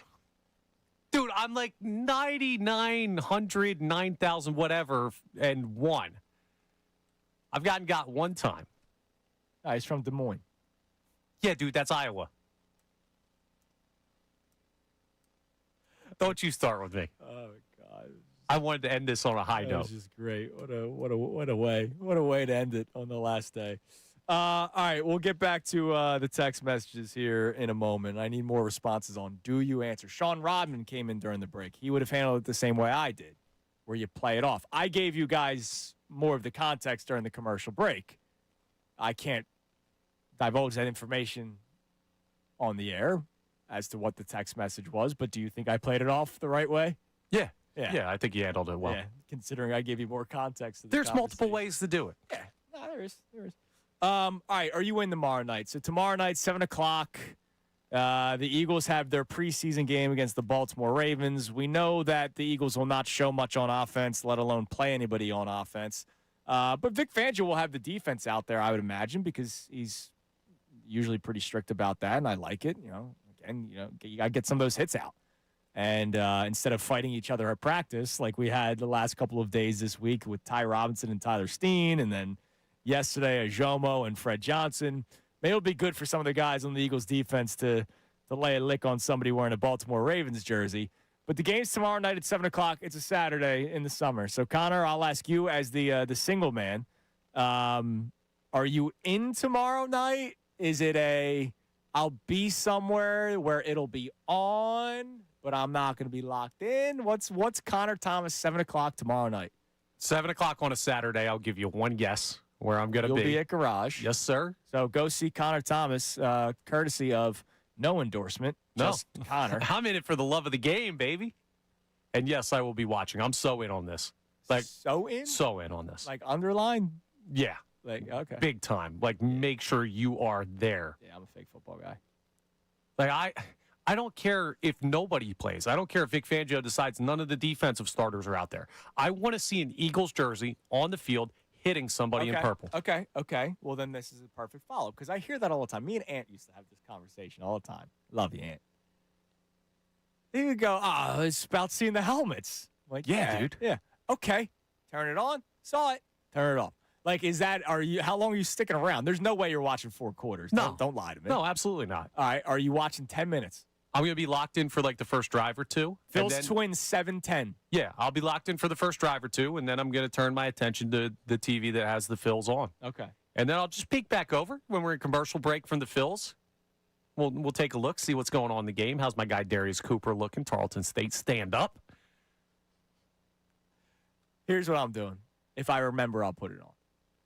What do you mean if you remember? If I remember. Yeah. So tomorrow, I'm really excited. Tomorrow I'm going to be going down the shore today, right after work. Literally pick up Coop and Christy and head down the shore.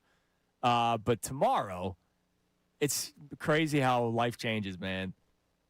We usually do like the annual, like the boys go down for the weekend or like a night. And you know, it's all my childhood best friends. So my mom, like, you know, she'll probably have treats out for them as if we're like coming home from Was it whatever. Halloween? Hell yeah, man. No, my mom lives for this stuff, dude. She's the best. She's not Italian, but she's the Italian mother. There's gonna be food available for everyone at all times of the day.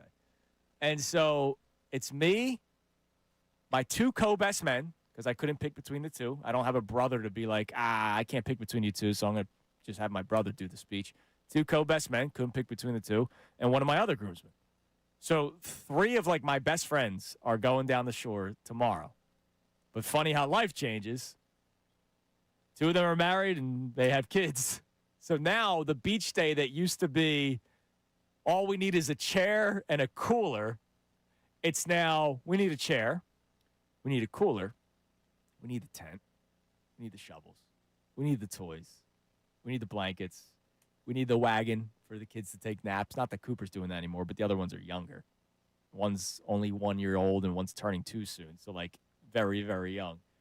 So now the beach day of what used to be like, all right, let's stumble on back to the house. My parents live a mile away, so we can walk that back from the beach.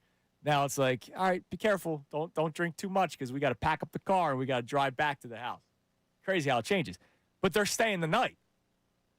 It's gonna be packed house. Small house. You're busy. Small house, packed house. They like the birds, though. Yeah, they do. So but turn the birds on. But like, if we're like having a good time mid-conversation, like, what am I doing? Oh, it's 7 o'clock. Hold on. Yeah, just throw it on in the We're gonna background. put on Eagles Ravens preseason week number 1. If they're going to say no, don't turn the Eagles on. No, they're not going to say don't. Exactly. Then turn the Eagles on. Yeah, yeah, but you know what? Like, let's say we do the beach day till 6 o'clock at night. Everyone's got to get back. Everyone's going to shower. Everyone's going to clean up. We got to get the pizza. We're eating in the kitchen. Yeah, so you throw it on at 6, and when the game comes on, it's on already, and you just turn the TV volume down a little bit. Okay. Totally fine. No, I'm not saying it's not fine. I'm just saying I don't think, as of right now, I will be thinking I'm thinking more about tomorrow night's game than I will be thinking about it tomorrow morning, if that makes sense. Yeah, but when 7 o'clock rolls around, you got to throw the game on. Yeah, we'll see. Don't text me. I'll text you when I put it on. Okay. And it might happen at 8 o'clock. It might happen at 6:55. I might not text you, which is also a potential. Yeah, I'll be locked in at the scenario. offense from the start. Like I was talking about, getting to the line and everything like that. I actually think that's something legitimately interesting that matters for the Eagles this year that you will see tomorrow night in Baltimore. Tank Bigsby, run up the middle. Yeah. 9 yards. 2nd and 1. I can see it happening. Sure. By the way, we haven't updated everybody on it. Terry and Arnold, it looks like it's happening, signing with the Seattle Seahawks. This story that I'm fascinated by it. And we had Shefty on earlier this week asking him about it, and he said there were a lot of teams that were interested trying to see what's going on. And now it's up to Roger Goodell. Does Roger Goodell step in and say, yeah, you can be signed, but we're not going to let you play? Or is Terry and Arnold just joining the defending Super Bowl champion Seattle Seahawks, one of the best defenses in football, as a former first-round pick? Do you feel a certain type of way about it? As far as what it does for their defense, or? No, well, yes and no. Well, yeah, they got a guy that has serious claims against them. And innocent until proven guilty, right? Like, right. That's how Yeah, it should be. legal in the system United and all States that of jazz. America. Yeah, like, I get it. But, it's pretty... Yeah, I'd be shocked if he plays. Because here's the thing. The way it's being talked about, even Shefty said, look, this might not happen for 2 years. What if 2 years from now it came out, yeah, dude, guilty as all can be. Life in prison is a actual result that could happen for Terry and Arnold. If you've read up on this story, he could actually get life in prison.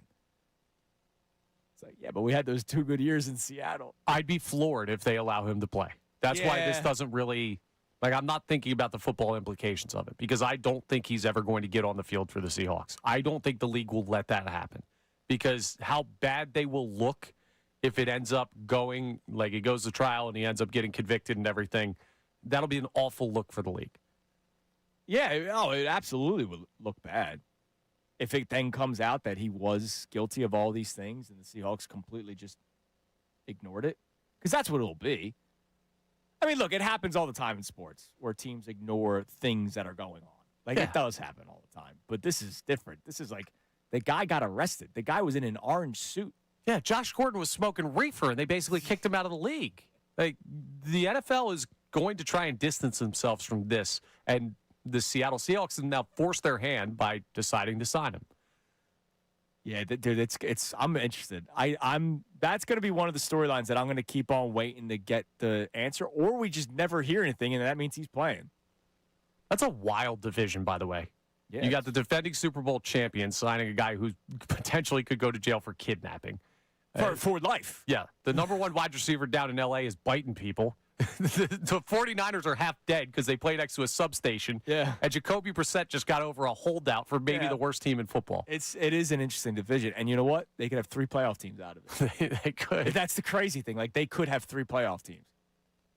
If the San Francisco 49ers bodies stay attached, they could make the playoffs too. It's fascinating. It's a big if. All right, what do we got on the text line? Davis on the text line. We have a couple people checking in on that conversation about how they would handle the random text that they get from people where they're not sure if it was meant for them.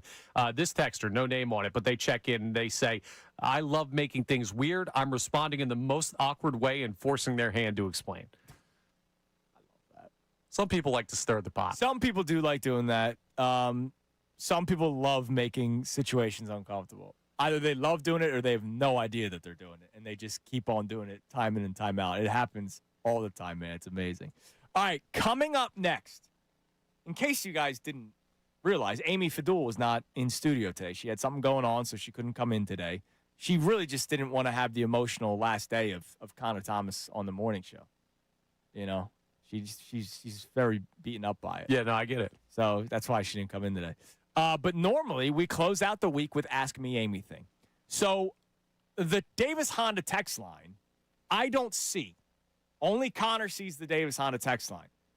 We are still going to do an Ask Me Anything segment, but for Connor. So don't text them in. And as Connor predicted, and I believe you will be right, your questions might be a little bit different. So YouTube, I need you to step up. The YouTube family Ask Me Anything edition for Connor Thomas. If you're not on the YouTube chat and you want to tweet at me real quick and ask me anything question, Salciunas 975, you know how to find me, go for it. But I need Ask Me Anything Connor Thomas edition before he makes his way over to Middays. Please be gentle. We'll see. Send him in now. That comes right next here on The Fanatic. This is 97.5 The Fanatic.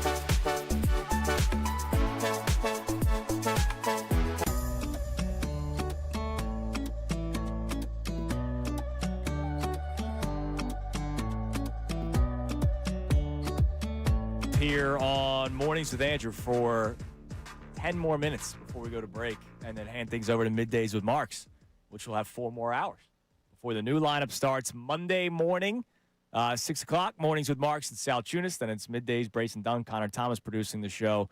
Connor's been fun.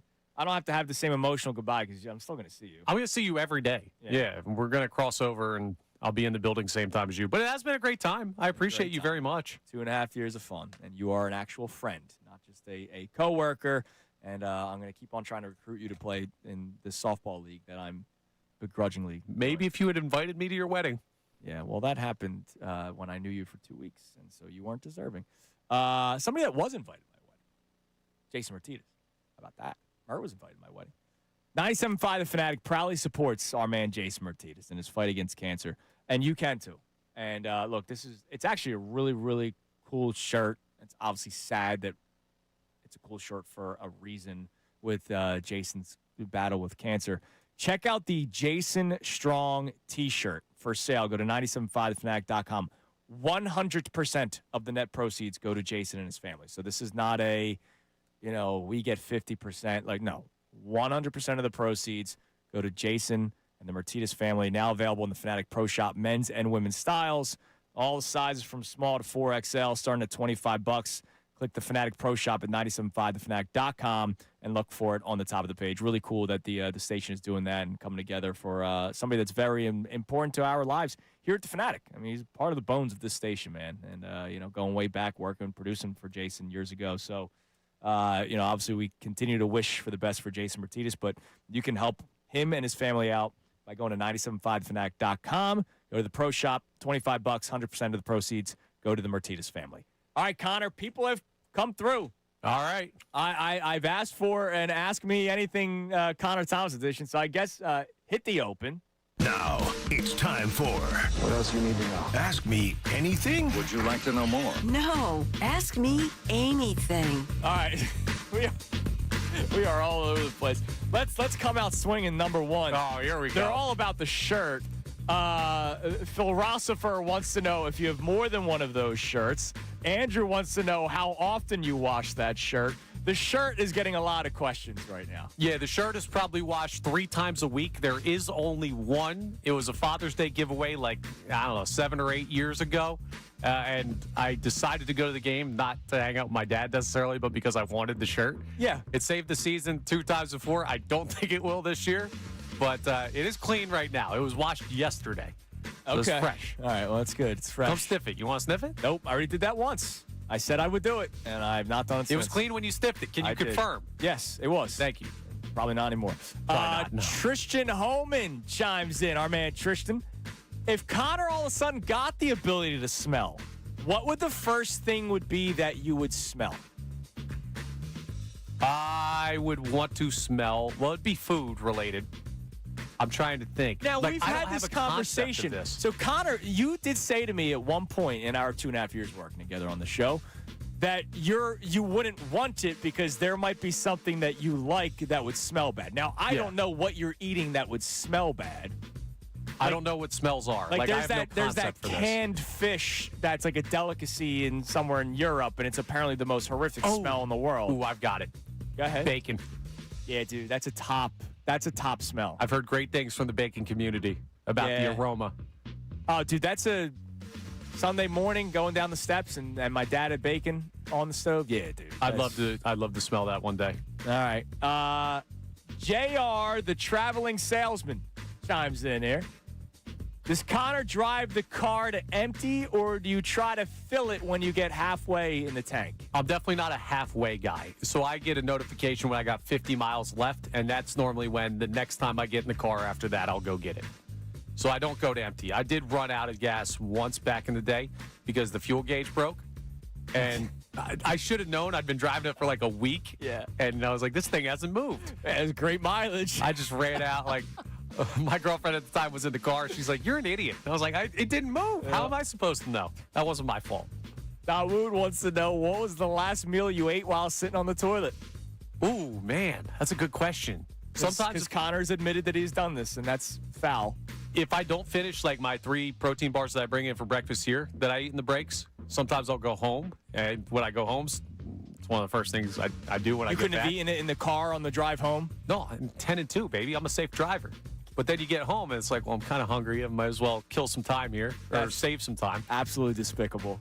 It's in a wrapper. That you do that. I only touch the wrapper. Do you remember, it's rare. Do you remember Tosh Point Oh? Remember Yeah, that of guy? course I do. He did a bit once years ago where he reverse sat on the toilet. Yeah, I'm not doing that. And so he used the back of the toilet seat as where he put his bowl of cereal. He used it as a table. It's smart. It's innovative. All right, we have a question with a follow-up. But I'm going to ask the question first. Colin Berger, my man Colin, chimes in. How many push-ups does Connor think he can do in one session? Just one. Boom. You get down on the ground right now, push-ups. How many can you do?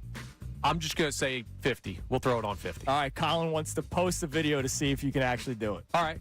We can do that. All right. I got bad bows, so sometimes it's a little bit sketchy. If the elbows are bothering me on a certain day, I can't get as many. Oh, now we're already making the excuse. The elbows. I had PT for my right elbow twice, my left elbow once, torn triceps, UCL, all kinds of stuff. So elbows are bad. But I'll try to knock out 50. That's awesome. We can do that after the show. Let's see here. Will Connor still do all-nighters before his shift when he switches to middays with Ray and Brace? I don't think you were doing many all-nighters now. No, I really don't. I'm normally in bed by 10. Like, I'm an old man by schedule. Every other way, I'm an immature child. But yes, I will be out later now that I don't have to be up as early. It'll be like maybe an 11:30 bedtime instead of a 9:30, 10 o'clock bedtime. Yeah, dude, I'm cooked, man. I'm 31. I'm cooked too. I can't be doing that. I'm 10 o'clock, man. I'm out. Yeah, I get tired. I'm out. Let's see. What else do we have here? JR, the traveling salesman, follows up with another one. Are you a leave the dish in the sink or wash immediately? This is interesting because you're a single man. Yeah. Living by yourself. So how does that work? Dishwasher immediately. So I'll give it a little rinse. I'll throw it right in the dishwasher. It's pretty easy. I like to keep my place relatively clean. So you're a dishwasher guy even though you're by yourself? Yeah, absolutely. When I was living with just my buddy Jimmy, I was a wash the dish. It's like I'm not cleaning for a family. The dishwasher for, everybody. Coop's got 7 cups in there every day, it seems like, milk and all this kind of stuff. I think I would just hand wash it if I was by myself. Yeah, but I do like once a week dishwasher, and I have enough plates and cutlery to get me through the week. So I'm good on that. I got a system. I'm a very regimented person. It might not sound like it from all the dumb stuff I do, but I keep it pretty tight. Okay. Now, the biggest takeaway, it's amazing, and that's it. You can cut the music. The biggest takeaway for me is, I get it. People can't listen every second of every day. Maybe they just started listening over the last 2 weeks. Maybe they started listening 2 months ago. I don't know. There are still people that have no idea that you don't have any sense of smell. Yeah. And people are wondering, did you lose it like during COVID? Like, no, you were born without the ability to smell things. Apparently, yes. What do you mean apparently? Well, I don't know. They don't know when it started. I only know when I realized it, which was like junior year of high school. What was your realization? I don't even remember. It's a very hard thing to figure out. Because it's like, if I asked you, hey, do you smell that? And you said no, your thought wouldn't be, I can't smell. It would be, I guess I just don't smell that. It's a hard thing to track down. Yeah, I mean, I guess. I was just wondering, like, what was the conversation? Like, guys being dudes, oh, man, you smell that? Pretty much, I guess. Was that how it hit you? I don't even know exactly when. It was kind of a slow realization of wow, when was the last time? Oh, I've never smelled something. Maybe I can't smell. Let's sniff a couple things. Nope, can't smell. That sucks, man. That's fine. If you're going to lose a sense, that's the one to lose. Yeah, I guess. By the way, anytime, anywhere it chimes in. How the hell are you guys in bed at 10 while the sports game go past that time? Well, I mean, I have a TV in my bed. Yeah, or we get a little nap time in. I'm a big nap guy. Yeah. But the naps are going away now. Yeah. Well, no, you'll still nap. No, I won't need it. You will. Be getting full 8 hours. Oh, all right. Or 7 hours. All right. Ray, when's the first all-nighter with you, Sean, and Connor as a show? Is it night 1 before the first show? Is Sunday night all-nighter? Monday night. All right, so you guys will do the first show, and then you guys got an all-nighter. Yeah, we'll be drinking from 2 till 2. Sounds good. Put in a 12-hour shift at the factory. All right. Well, I'm going to miss you, man. I'll see you Monday. I'll never see you again. I'll see you Monday. I'm not giving you a goodbye hug or anything. All right, everybody have a great weekend. The lineup starts on Monday, but the shows continue today. Middays with Marks comes your way next. Everybody have a great weekend, and I'll talk to you Monday with Johnny Marks here on the Fanatic.